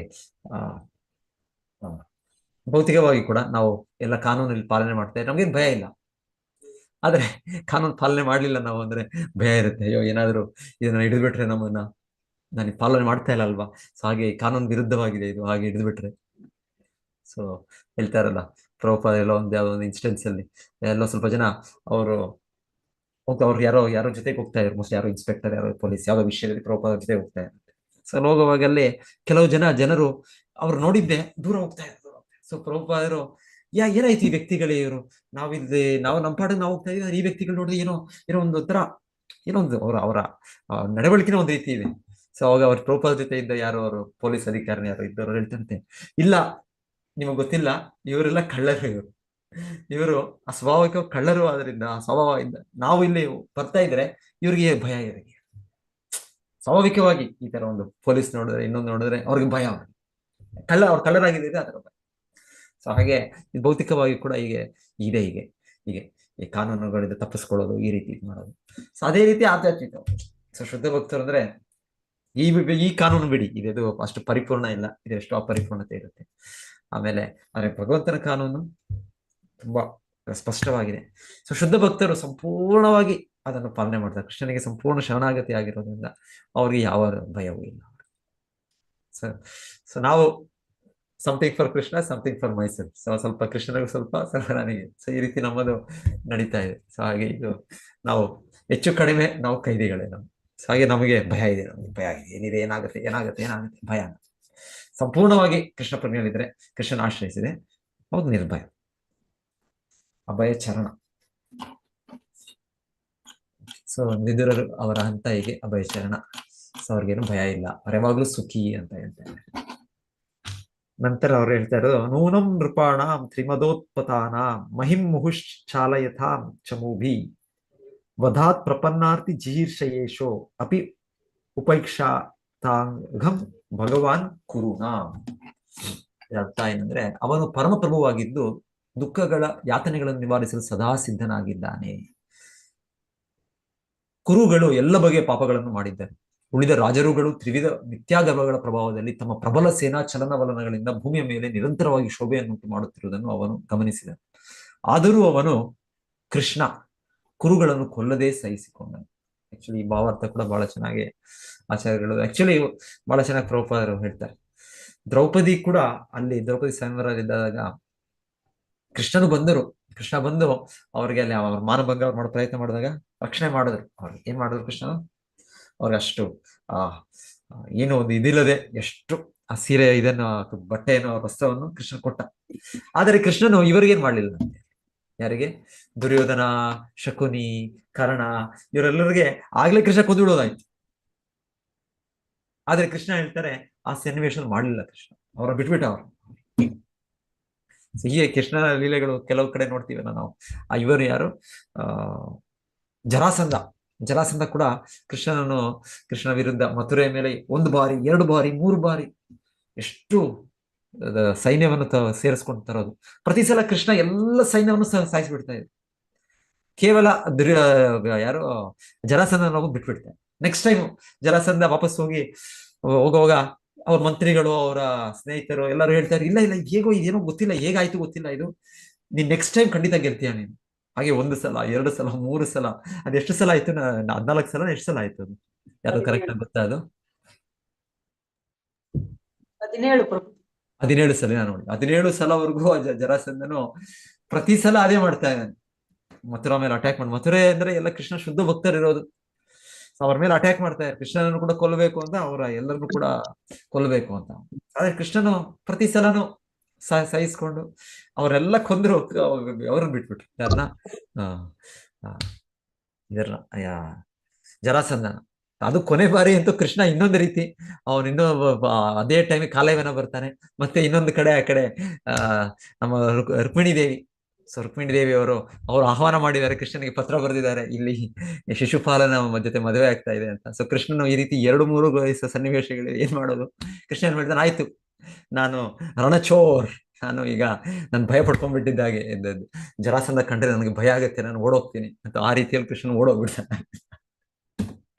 ಸೊ ಈಗ ನೋಡಿದ್ರೆ ಈಗ ಅಯ್ಯೋ ಜರಾಸಂಧ ನೋಡಿ ಎಷ್ಟು ಪುಣ್ಯವನ್ನು ಗಳಿಸಿದಾನೋ, ಇಲ್ಲಾಂದ್ರೆ ಎಷ್ಟು ಧರ್ಮಿಷ್ಠನೋ ನೋಡಿ, ಯಾರು ಅವನಿಗೇನು ಸೋಲ್ಸಕ್ಕಾಗಲ್ಲ. ಸೊ ಈ ರೀತಿಯೆಲ್ಲ ಅನ್ಸುತ್ತೆ ನೋಡಿದ್ರೆ, ಲೆಕ್ಕಾಚಾರದಲ್ಲಿ ಅನ್ಸುತ್ತೆ, ಒಂದ್ಸಲ ನಮ್ಮ ಜೀವನದಲ್ಲೂ ಅನ್ಸುತ್ತೆ ಹಾಗೆ. ಒಂದು ರೀತಿ ಒಬ್ಬೊಬ್ಬ ವ್ಯಕ್ತಿಗಳು, ಒಂದೊಂದು ಇದು ಜನಾಂಗವೋ, ಒಂದೊಂದು ಸಮಾಜವೋ, ಒಂದು ದೇಶಗಳು, ಅವರು ಭೌತಿಕವಾಗಿ ಒಂದು ಒಳ್ಳೆ ಸ್ಥಾನದಲ್ಲೋ ಇದ್ರಲ್ಲಿ ನೋಡಿದ್ರೆ ನಮ್ಗನ್ಸುತ್ತೆ, ಓ ಅವರು ನಿಜವಾಗ್ಲೂ ಅವ್ರು ಮಾಡ್ತಾರ ಸರಿ ಏನೋ, ಅವರು ನಿಜವಾಗ್ಲೂ ಅವರು ಸರಿ ಧರ್ಮದ ಸರಿ ಪಥದಲ್ಲಿ ಇದ್ದಾರೇನೋ. ಇಲ್ಲ ಇಲ್ಲ ಇಲ್ಲ, ಸಮಯ ಕಾಲದಲ್ಲಿ ನೋಡಿ ಎಲ್ಲೋಗೋದ. ಯಾಕಂದ್ರೆ ಇಲ್ಲಿ ಕೃಷ್ಣ ಎಲ್ಲರನ್ನು ಸೇರಿಸ್ತಾ ಇದ್ದಾನೆ ಅಷ್ಟೇ. ಎಲ್ಲರೂ ಒಂದೇ ಸಲ ಬರ್ಲಿ. ಮಹಾಭಾರತದಲ್ಲಿ ಇನ್ನ ಎಷ್ಟು ಸಲ ಎಷ್ಟು ಯುದ್ಧಗಳು ಮಾಡೋದು, ಈ ಜರಾಸಂಧನನ್ನ 15 ಸಲ ಆಯ್ತು, 20 ಸಲ ಇನ್ನೊಂದಾಯ್ತು, ನಡೀತಾನೆ ಇದೆ. ಕೊನೆಗೆ ಕೃಷ್ಣನ ಒಂದು ನಿರ್ಣಾಯಕವಾದ ಯುದ್ಧ ಮಹಾಭಾರತ, ಅಲ್ಲಿ ಎಲ್ಲರನ್ನು ಸೇರಿಸಿ ಒಂದೇ ಸಲ ಎಲ್ಲರನ್ನು ಮುಗಿಸ್ಬಿಟ್ಟು. ಸೊ ಹೇಳ್ತಾರೆ ಈ ರೀತಿ ಕೃಷ್ಣನು ಕಾಯ್ತಾ ಇದ್ದಾನೆ. ಕೃಷ್ಣನ ಇದು ಅದು ಎನಿವೆ, ಕೃಷ್ಣನ ಇನ್ನೊಂದು ಇದಂದ್ರೆ ಅದ್ರಲ್ಲಿ ಕೊಂದದ್ರು ಕೂಡ ಅವರು ಕೂಡ ಮುಕ್ತಿ ಸಿಕ್ಬಿಡ್ತು. ಅದನ್ನ ಕೃಷ್ಣನ ದಿವ್ಯ ಗುಣ, ಅದು ಭಗವಂತನ ದಿವ್ಯ ಗುಣ. ಇಲ್ಲ ಅಂದ್ರೆ ಕೃಷ್ಣನ ಎಲ್ಲ ದುಷ್ಟರನ್ನು ನಾಶ ಮಾಡ್ತಾರೆ. ಸೊ ಅದು ಇಲ್ಲಿ ಈ ಮಹಾಭಾರತದಲ್ಲಿ ಈ ರೀತಿ ಕೃಷ್ಣ ಕೂಡ ಸಹಿಸ್ಕೊಂಡ ಅನ್ಸುತ್ತೆ ಒಂದ್ಸಲ ಒಂಥರ ಈ ತರ ಇಲ್ಲ, ಈ ಪಾರ್ಟಿ ಆ ಪಾರ್ಟಿ ಇಲ್ಲಿ ಒಂದ್ಸಲ ಇವ್ರು ಸರಿನಾ ಅವ್ರು ಸರಿನಾ, ಅದ್ ತಪ್ಪ ಇದೆಲ್ಲ ಅನಿಸ್ಬೋದು ನಮಗೆ. ಇಲ್ಲ ಕೃಷ್ಣನ ಕಂಟ್ರೋಲ್ ಇದೆ, ಪ್ರತಿಯೊಂದು ನಿರ್ಣಾಯಕವಾಗಿ ಗೊತ್ತಾಗುತ್ತೆ ಕೊನೆಗೆ ಇದು ಹಾಗೆ. ಓಕೆ, ಹರೇ ಕೃಷ್ಣ.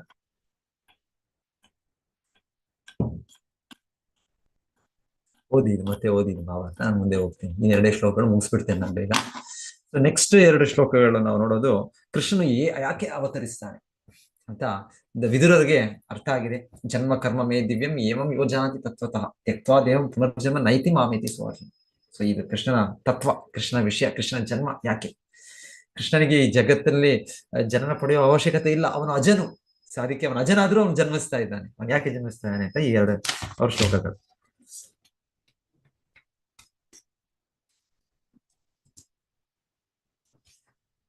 ಅಜಸ್ಯ ಜನ್ಮೋತ್ಪತನಾಶನಾಯ ಕರ್ಮಾಣ್ಯ ಕರ್ತುರ್ ಗ್ರಹಣಾಯ ಪುಂಸಾಂ ನನ್ಮನ್ಯತ ಕೋ ಹರ್ಹತಿ ದೇಹ ಯೋಗಂ ಪರೋ ಗುಣಾನಾಂ ಉತ ಕರ್ಮ ತಂತ್ರಂ.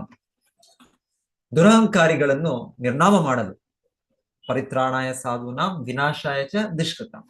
ದುರಹಂಕಾರಿಗಳನ್ನು ನಿರ್ನಾಮ ಮಾಡಲು ಭಗವಂತನು ಪ್ರಕಟವಾಗುತ್ತಾನೆ.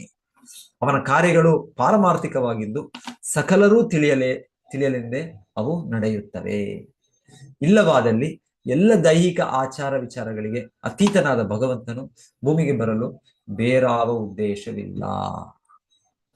ಅವನ ಕಾರ್ಯಗಳು ಪಾರಮಾರ್ಥಿಕವಾಗಿದ್ದು ಸಕಲರೂ ತಿಳಿಯಲೆಂದೇ ಅವನು ನಡೆಯುತ್ತಾರೆ. ಸೊ ಭಗವಂತನ ಬರೋದು, ಭಗವಂತನ ನಮ್ಮನ್ನು ಅರ್ಥ ಮಾಡ್ಕೊಳ್ಳಿಕ್ಕೆ ಏನು, ಯಾಕೆ ಭಗವಂತನ ಬರ್ತಾನೆ, ಭಗವಂತ ಚಟುವಟಿಕೆಗಳು, ಭಗವಂತನ ರೂಪ, ಭಗವಂತನ ಚಟುವಟಿಕೆ ಎಲ್ಲಗಳು ಆಧ್ಯಾತ್ಮಿಕವಾದದ್ದು, ಯಾವುದು ಕೂಡ ಭೌತಿಕವಾದದ್ದಲ್ಲ. ಭಗವಂತನು ಈ ಕರ್ಮ ಬಂಧನದಲ್ಲಿ ಇಲ್ಲ, ಅವನ 3 ಗುಣಗಳ ಈಚೆ. ಸೊ ಇದೆಲ್ಲ ನಮಗೆ ತಿಳಿಲಿಕ್ಕೆ ಭಗವಂತನು ಅವನ ಚಟುವಟಿಕೆಗಳು ಮಾಡ್ತಾನೆ. ಸೊ ನೆಕ್ಸ್ಟ್ ಶ್ಲೋಕನು ಕೂಡ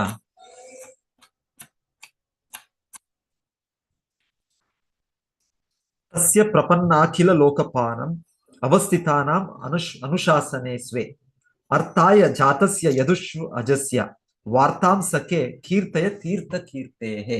ಇದು ಕೂಡ ಅವ್ರ ಕಾರಣ ಕೊಡ್ತಾ ಇರೋದು. ಕೃಷ್ಣನ ಅಜನು ಅವನು ಯಾಕೆ ಅವತರಿಸ್ತಾನೆ.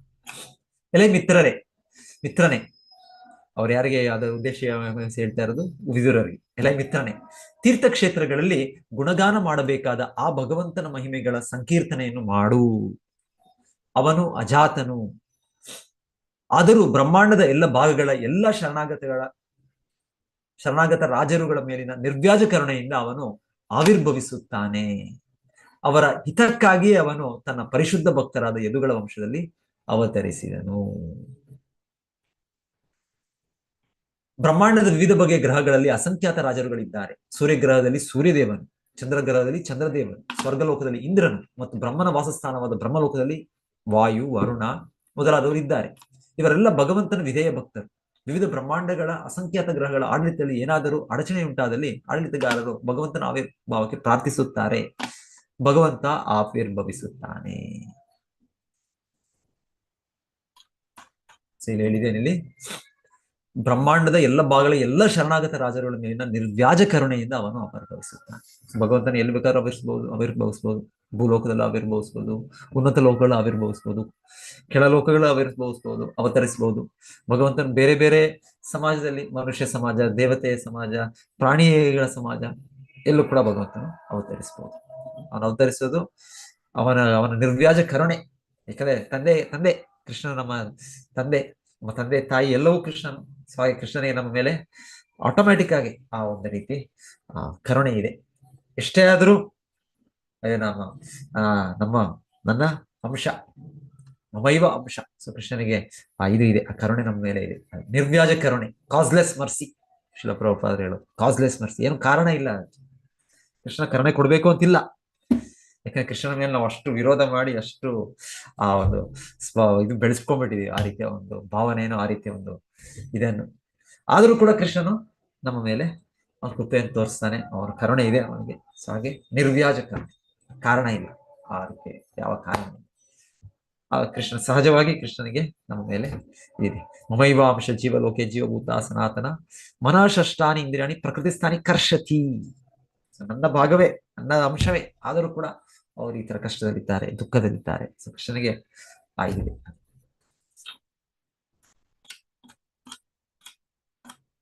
ಮತ್ತೆ ಇಲ್ಲಿ ತೀರ್ಥ ಕೀರ್ತಿ ಅಂತ ಭಗವಂತನಿಗೆ ಇಲ್ಲಿ ಅವನ ಹೆಸರು. ಭಗವಂತನ ಸತತ ಸ್ಮರಣೆಯೇ ತೀರ್ಥಯಾತ್ರೆಯ ಉದ್ದೇಶ. ಆದ್ದರಿಂದಲೇ ಭಗವಂತನು ತೀರ್ಥ ಕೀರ್ತಿ ಎಂದು ಪ್ರಸಿದ್ಧ.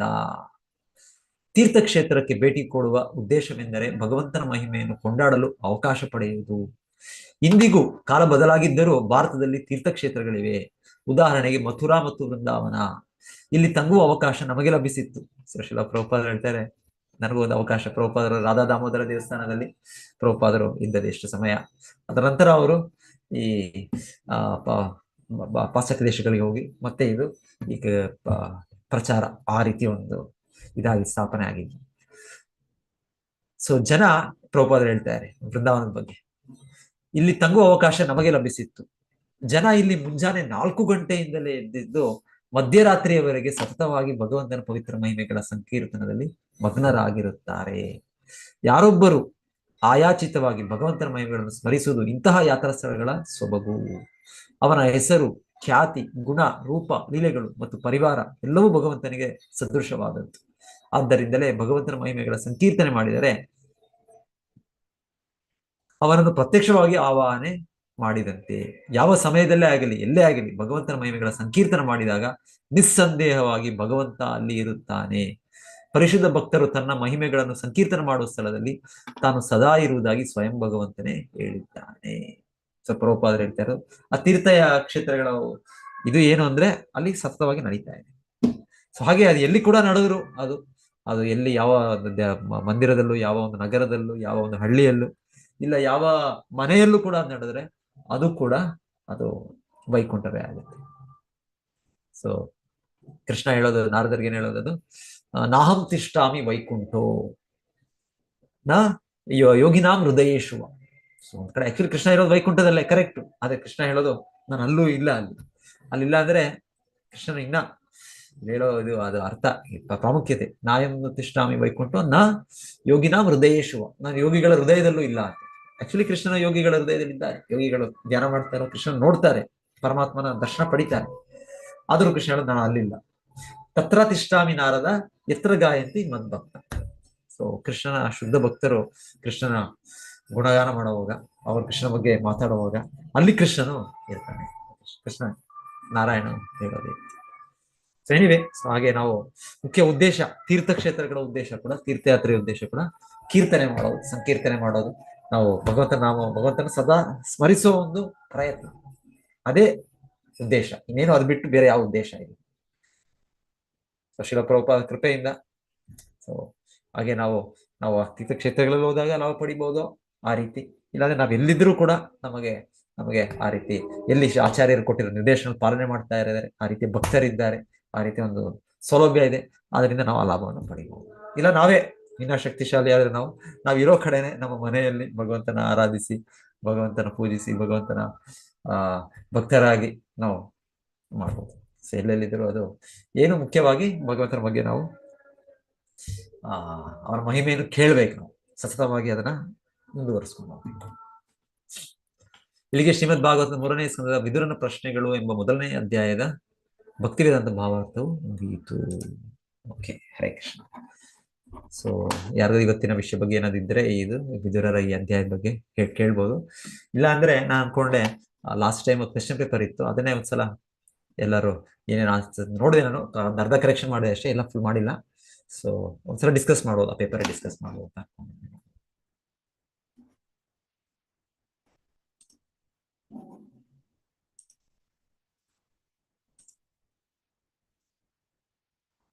ನೆಕ್ಸ್ಟ್ ವೀಕ್ 4ನೇ ಇಲ್ಲ 9ನೇ ಮತ್ತೆ 10ನೇ ಅಧ್ಯಾಯ ಅಲ್ಲ, ನೆಕ್ಸ್ಟ್ ವೀಕ್ ಎಲ್ಲ ಇದು ಎಕ್ಸಾಮ್ 20 ನೆಕ್ಸ್ಟ್ ವೀಕ್. ಎಲ್ಲರೂ ತಯಾರಾಗ್ತಾ ಇದ್ದೀರಾ? 9th ಚಾಪ್ಟರ್ 10th ಚಾಪ್ಟರ್ 4ನೇ ತಾರೀಕು ಪ್ರಭುಜಿ. 4ನೇ ತಾರೀಕು ನೆಕ್ಸ್ಟ್ ಸಂಡೇ ಅಲ್ಲ ಪ್ರಭುಜಿ? ಓಕೆ.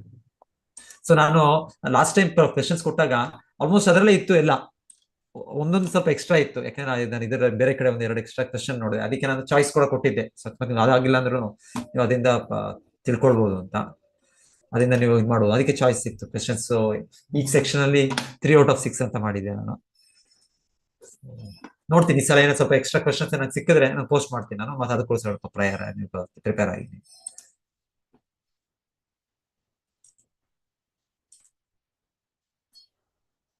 ಇದು ಬರ್ತಾ ಇದೆ ಇದು.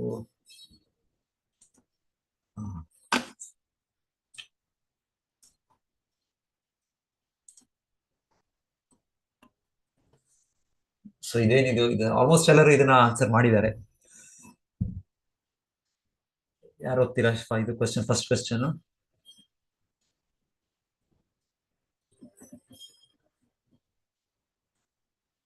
ಓದಿ, ಯಾರು ಓದ್ತೀರೋ ಈ ಫಸ್ಟ್ ಕ್ವೆಶನ್, ಮೊದಲ ಪ್ರಶ್ನೆ. ಶ್ರೀಲ ಪ್ರಭುಪಾದರ ಭಾವ ಬಳಸಲಾದ ತಂದೆ ಮತ್ತು ವಿಧೇಯ ಮಗನ ಸಾದೃಶ್ಯವನ್ನು ವಿವರಿಸಿ. ಏನು ಮಾತಾಜಿ ಉತ್ತರ ಏನು ಅದಕ್ಕೆ? ತಂದೆ ಮತ್ತು ಮಗನ ಸಾದೃಶ್ಯ. ಪ್ರಭುಜಿ, ನೀವು ಕೇಳಿರೋ ತುಂಬಾ ವರ್ಡ್ಸ್ ಗಳು ತುಂಬಾ ಆಯ್ತು ಪ್ರಭುಜಿ. ಹರೇ ಕೃಷ್ಣ ಪ್ರಭುಜಿ. ಸ್ವಲ್ಪ ಬರೋದೇ ಸಾಕು, ನಾನು ಯಾಕೆ ವರ್ಡ್ಸ್ ಕಡಿಮೆ ಮಾಡ್ಬೇಕಿತ್ತು, ಇಷ್ಟಿಂದ ಇಲ್ಲ ಇದು. 100 ವರ್ಡ್ಸ್ ಸಾಕಾಗುತ್ತೆ. ಇದು ಮಾಡಿದ ತಪ್ಪಾಯ್ತು. ಇಲ್ಲ ನಾನು ಆ ಇಂಗ್ಲಿಷ್ ಇಂದ ಫಸ್ಟ್ ಇದು ಮಾಡಿದೆ, ಹಾಗೆ ಆಕ್ಚುಲಿ ಕನ್ನಡದಲ್ಲಿ ನಮಗೆ ಚೆನ್ನಾಗಿತ್ತು ಪ್ರಭುಜಿ. ಎಕ್ಸಾಮ್ ಪ್ಯಾಟರ್ನ್ ತುಂಬಾ ಚೆನ್ನಾಗಿತ್ತು. ಆಪ್ಷನ್ ಇತ್ತಲ್ಲ ನಮ್ಗೆ, ತುಂಬಾ ಚೆನ್ನಾಗಿತ್ತು. ಧನ್ಯವಾದಗಳು. ಹರೇ ಕೃಷ್ಣ ಪ್ರಭು. ಆಪ್ಷನ್ ಚೆನ್ನಾಗಿತ್ತು, ಬಟ್ ಎಲ್ಲ ಪ್ಯಾರಾಗ್ರಾಫ್ ಕ್ವಶನ್ಸ್ ಕೊಟ್ಟಿದ್ದೀರಾ ಪ್ರಭು. ಮಾತಾಡಿ. ಏನು ಫಸ್ಟ್ ಒನ್ ಆನ್ಸರ್ ಯಾರು ಹೇಳಿ, ಯಾರಾದ್ರು?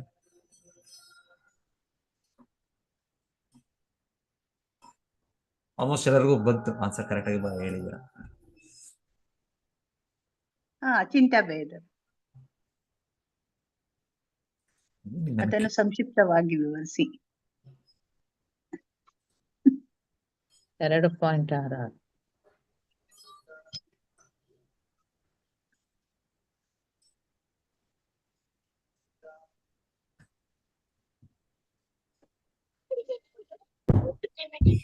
ಹರೇ ಕೃಷ್ಣ ಪ್ರಭುಜಿ. ಹರೇ ಕೃಷ್ಣ ಮಾತಾಜಿ. ಇಲ್ಲಿ ತಂದೆ ಮಗನ ಒಂದು ಸಾದೃಶ್ಯವನ್ನ ಕೊಟ್ಟಿದ್ದಾರೆ. ಹೇಗೆ ಅಂದ್ರೆ ತಂದೆ ಮಾತನ್ನ ಕೇಳುವಂತಹ ವಿಧೇಯ ಆಗಿರುವಂತಹ ಮಗ ಜೀವನದಲ್ಲಿ ಪರಿಪೂರ್ಣತೆ ಅಂದ್ರೆ ಸಂತೋಷವನ್ನ ಪಡೆಯೋದಕ್ಕೆ ಅಥವಾ ಯಾವುದೇ ರೀತಿಯಾದಂತಹ ಆತಂಕವನ್ನ ಪಡಬೇಕಾಗಿಲ್ಲ. ಅದೇ ರೀತಿಯಾಗಿ ಜೀವಿಗಳಾದಂತವರು ಭಗವಂತನ ಹೇಳಿರುವಂತಹ ಮಾರ್ಗದಲ್ಲಿ ಹೋದಾಗ ಅವರು ಸಹ ಭಗವಂತನನ್ನ ಹೇಗೆ ಪಡಿಬಹುದು ಅನ್ನುವಂತಹ ಸಾದೃಶ್ಯವನ್ನ ಅಂದ್ರೆ ಉದಾಹರಣೆಯನ್ನ ಇಲ್ಲಿ ಬಳಸಿದ್ದಾರೆ ಅಂತ ಪ್ರಭುಜಿ. ಹರೇ ಕೃಷ್ಣ. ಹರೇ ಕೃಷ್ಣ ಪ್ರಭುಜಿ. ಪ್ರಭುಜಿ, ಈಗ ನಾವು 9ನೇ ಅಧ್ಯಾಯದಲ್ಲಿ ನಮ್ಗೆ ಕೆಲವೊಂದು ಡೌಟ್ಸ್ ಇದೆ ಪ್ರಭುಜಿ. ಅದನ್ನ ಕ್ಲಾರಿಫೈ ಮಾಡಕ್ಕಾಗುತ್ತೆ ಪ್ರಭುಜಿ? ಆದ್ರೆ 14ನೇ ಕ್ವೆಶ್ಚನ್ ಒಂದು ಬರುತ್ತೆ ಇದ್ರಲ್ಲಿ 9ನೇ ಅಧ್ಯಾಯದಲ್ಲಿ 32ನೇ ಶ್ಲೋಕದ್ದು, ಶ್ರೀಮದ್ ಭಾಗವತದ ಶ್ರೇಷ್ಠ ವಿದ್ವಾಂಸ ಯಾರು ಅಂತ ಹೇಳಿ, ಆ ಒಂದು ಶ್ಲೋಕಕ್ಕೆ ಸಂಬಂಧಪಟ್ಟ ಹಾಗೆನೋ ಅಥವಾ ಓವರ್ ಆಲ್ ಅಂತನಾ ಪ್ರಭುಜಿ? ಶ್ಲೋಕ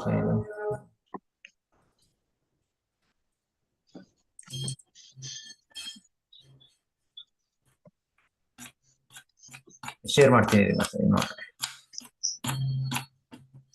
ಅದಕ್ಕೂ ಬರ್ತೀನಿ ಮಾತಾಜಿ, ಮುಗಿಸ್ಕೊಳ್ಳೋಣ ಅಷ್ಟೇ. ಸೊ ಇದರಲ್ಲಿ ಜನರಲಿ ಇದು ಆನ್ಸರ್ ಮಾಡಿದೀರ ನೀವು. ಮೇನ್ ಆಗಿ ನನಗನ್ಸಿದ್ದು ಒಂದೊಂದ್ ಕಡೆ ಯಾರ್ದು ಇದಾಗ್ತಾ ಇತ್ತು ಅಂದ್ರೆ, ಸೊ ಇದು ಬ್ರಹ್ಮನ್ ಇದು ಕೂಡ ಎಲ್ಲರಿಗೂ ಗೊತ್ತಿತ್ತು ಆಲ್ಮೋಸ್ಟ್. ಮತ್ತೆ ಇದು ರೈಪ್ ಅಂಡ್ ಫ್ರೂಟ್, ಮಾಗಿನ ಹಣ್ಣಿನ ಸಾದೃಶ್ಯ, ಅದು ಕೂಡ ಎಲ್ಲರೂ ಆಲ್ಮೋಸ್ಟ್ ಕರೆಕ್ಟ್ ಆಗಿ ಹೇಳಿದಿರ. ಮೇನ್ ಆಗಿ ಅದು ಮೇಲಿನ ಕೆಳಗೆ ಬರುವಾಗ ಅದು ಒಂದೇ ಸಲ ಬಿಸಾಡೋದಂತಲ್ಲ, ಅದು ಒಬ್ಬರಿಂದ ಒಬ್ಬರಿಗೆ ಎಚ್ಚರಿಕೆಯಿಂದ ಕೊಡೋದು. ಒಬ್ಬರಿಂದ ಒಬ್ಬರಿಗೆ ಅದ್ ಮೇಲೆ ಎಲ್ಲೋ 30 ಫೀಟ್ 40 ಫೀಟ್ ಮೇಲೆ ಮರ, ಅಲ್ಲಿ ಹಣ್ಣು ತೆಗೆದದ್ದು ಕೆಳಗಿರೋವ್ರಿಗೆ ಅದೊಂದೇ ಸಲ ಬಿಸಾಕಿದ್ರೆ ಅಷ್ಟೇ, ಅದು ಇನ್ನೊಬ್ಬರಿಗೆ ಹಾಗೆ ಗುರುಷ್ಯ ಪರಂಪರೆ ಅಲ್ಲಿ ಬರ್ಬೇಕು, ಅದು ಮುಖ್ಯವಾದ ಇದು.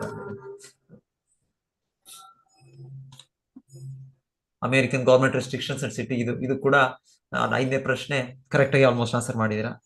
ಇದನ್ನು ಅರ್ಹತೆಯನ್ನು ಪಡಿಬೇಕು, ಆ ಪಡೆದಿಂದ ನಾವು ಸತ್ವವನ್ನು ಪಡೆದ್ರೆ ಉತ್ತಮ ಲೋಕಕ್ಕೆ ಹೋಗ್ಬೋದು. ಸೊ ಅದನ್ನ ಇಲ್ಲಿ ಮೇನ್ ಆಗಿ ಇದೆ ಹೇಳೋದು.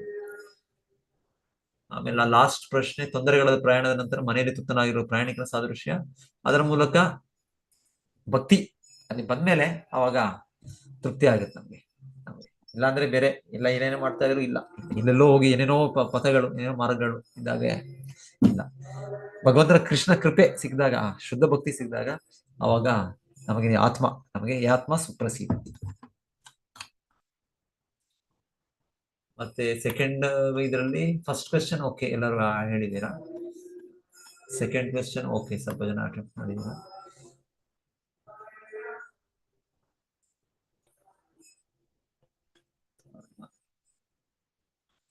ಇದೊಂದು 4th ಒನ್ ಹೊಸ ಕ್ವೆಶ್ಚನ್, ನಾನು ಅದಿರಲಿಲ್ಲ.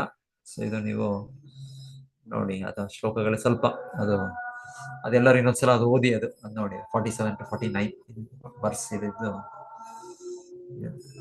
ಅದು ಎಲ್ಲರೂ ಅಟೆಂಪ್ಟ್ ಮಾಡಿಲ್ಲ. ಅದು ಆಲ್ಮೋಸ್ಟ್ ಅದು ಔಟ್ ಆಫ್ ದ ಇದು ಕ್ವೆಶ್ಚನ್ ಬ್ಯಾಂಕ್ ಕೊಟ್ಟದ್ದು. ಇದು out of the question bank ಅಂದ್ರೆ ಇದು ನಾನು ಕೊಟ್ಟದ್ದು ಲಿಸ್ಟ್ ಅಲ್ಲಿ ಇರಲಿಲ್ಲ. ಇದು 4th ಒನ್ ಮತ್ತೆ 5th one okay, 5th one almost okay. 6th one ಇದು ಕೂಡ ಇದೆ, ಓಪನ್ ಬುಕ್ ಅಲ್ಲಿ ಇದರಲ್ಲಿದೆ. ಅದು ಅದರಲ್ಲಿ ಓಪನ್ ಬುಕ್ ಇದರಲ್ಲಿ ಇದೆ, ಕರೆಕ್ಟ್. ಅದರಿಂದ ಇದು ಕ್ವೆಶ್ಚನ್ಸ್ ಇದೆ 4th 6th ಕರೆಕ್ಟ್. ಸೊ ಅದು ಕೂಡ ನೀವು ತಯಾರಾಗಿ, ನೀವು ಏನಂದ್ರೆ ನೀವು ಅಲ್ಲಿ ಕ್ಲೋಸ್ ಬುಕ್ಸ್ ಕ್ವೆಶ್ಚನ್ಸ್ ಇದೆ ಅಂತ ಅಷ್ಟೇ ಮಾತ್ರ ತಯಾರಾಗಬೇಡಿ, ಸ್ವಲ್ಪ ಓಪನ್ ಬುಕ್ ಕ್ವೆಶ್ಚನ್ಸ್ ಕೂಡ ತಯಾರಾಗಿ ನೀವು ದಯವಿಟ್ಟು. ಸ್ವಲ್ಪ ಅದರ ಬಗ್ಗೆ ಇದನ್ನ ಮಾಡಿ, ಯಾಕಂದ್ರೆ ಅಲ್ಲಿ ಬರೀ ಕ್ಲೋಸ್ ಬುಕ್ ಅಂತಿದೆ, ಅದಾಗಿ ಬರೀ ಕ್ಲೋಸ್ ಬುಕ್ ಓದೋದು ಅಂತಲ್ಲ, ಓಪನ್ ಬುಕ್ ಕ್ವೆಶ್ಚನ್ಸ್ ಕೂಡ ನೀವು ಸ್ವಲ್ಪ ಸ್ಟಡಿ ಮಾಡಿ. ಯಾಕಂದ್ರೆ ನಾನು ಓಪನ್ ಬುಕ್ ಯಾವ್ದು ಕೊಡ್ತಾ ಇಲ್ಲ ಈಗ ಸದ್ಯಕ್ಕೆ, ನೋಡೋಣ ಮುಂದೆ ಓಪನ್ ಬುಕ್ ಅದು 3rd ಕ್ಯಾಂಟೋಲ್ ಹೇಗಾಗುತ್ತೆ ನೋಡ್ತೀನಿ. ಸದ್ಯಕ್ಕೆ 2nd ಕ್ಯಾಂಟೋಲ್ ಕ್ಲೋಸ್ ಬುಕ್ ನಾನು ಮುಗಿಸ್ತಾ ಇದ್ದೀನಿ ಅಷ್ಟೇ. ಈಗ ಫಸ್ಟ್ ಕ್ಯಾಂಟೋಲ್ ಎಲ್ಲರೂ close book exams, open book exams ಇರ್ಲಿಲ್ವಾ ಫಸ್ಟ್ ಕ್ಯಾಂಟೋಲ್? ಪ್ರಭುಜಿ ಇರ್ಲಿಲ್ಲ ಪ್ರಭುಜಿ, ಇರ್ಲಿಲ್ವಾ? ಓಪನ್ ಕೊಡ್ಲಿಲ್ಲ, ಇಷ್ಟ ತನಕ ಓಪನ್ ಕೊಡ್ಲಿಲ್ಲ. ಆತರ ಕ್ವೆಶ್ಚನ್ಸ್ ಕೊಟ್ಟಿರ್ಲಿಲ್ಲ ಪ್ರಭುಜಿ ನಮ್ಗೆ, ಮಾಡೆಲ್ ಅಂತ ಇರ್ಲಿಲ್ಲ ಅದು ಆಕ್ಚುಲಿ. ಇಲ್ಲ, ಸ್ವಲ್ಪ ಓಪನ್ ಬುಕ್ ಇದೆ ಇದರಲ್ಲಿ, ಮಾಯಾಪುರ್ ಇದರಲ್ಲಿ. ಅದು ಚೆನ್ನಾಗಿರುತ್ತೆ, ಅದು ನಮ್ಗೆ ಅವಾಗ ನಾವು ಅಟ್ಲೀಸ್ಟ್ ಪ್ರಿಪೇರ್ ಆಗಿ ನಾವು ಬರೆಯೋ ರೀತಿಯಲ್ಲಿ ಒಂಥರ ಇರುತ್ತೆ ಓಪನ್ ಬುಕ್ ಅಂದ್ರೆ ನಮ್ಗೆ ಒಂದು ಪ್ರಿಪರೇಷನ್ ಅದು ಚೆನ್ನಾಗಿರುತ್ತೆ. ಹಾಗೆ ನೋಡೋಣ, ಅದು ಮತ್ತೆ 3rd ಕ್ಯಾಂಟೋಲ್ ನೋಡೋಣ. ಅದಂದ್ರೆ ತುಂಬಾ ದೊಡ್ಡದಾಗ್ಬಿಡುತ್ತೆ ಪ್ರಭುಜಿ, ಆಕ್ಚುಲಿ ತುಂಬಾ ದೊಡ್ಡದಿರುತ್ತೆ. ನಿಮ್ ಟೈಮಲ್ಲಿ ಮಾಡಿ ಕೊಡ್ತೀವಿ ಅಷ್ಟೇ. ಓಪನ್ ಬುಕ್ ಯಾವಾಗ್ಲೂ ದೊಡ್ಡದಿರುತ್ತೆ ನಿಮ್ಗೆ, ಅಂದ್ರೆ ಬರೀಲಿಕ್ಕೆ ಅದು ಕಷ್ಟ ಆಗ್ಬೋದು ಅನ್ಸುತ್ತೆ. ನೋಡೋಣ, ಅದಕ್ಕೆ ನಾವು ಸಿಸ್ಟಮ್ ನೋಡೋಣ ಹೇಗೆ ಓಪನ್ ಬುಕ್ ಅನ್ನು ಹೀಗೆ ಕ್ವಶನ್ ಮಾಡಿ ಕೊಡಿ ಪ್ರಭುಜಿ, ತೊಂದ್ರೆ ಇಲ್ಲ. ಇಲ್ಲ, ಆಗಿದ್ದು ಬಿಡಿ, 2nd ಕ್ಯಾಂಟೋಲ್ ಬಿಡಿ. ನೆಕ್ಸ್ಟ್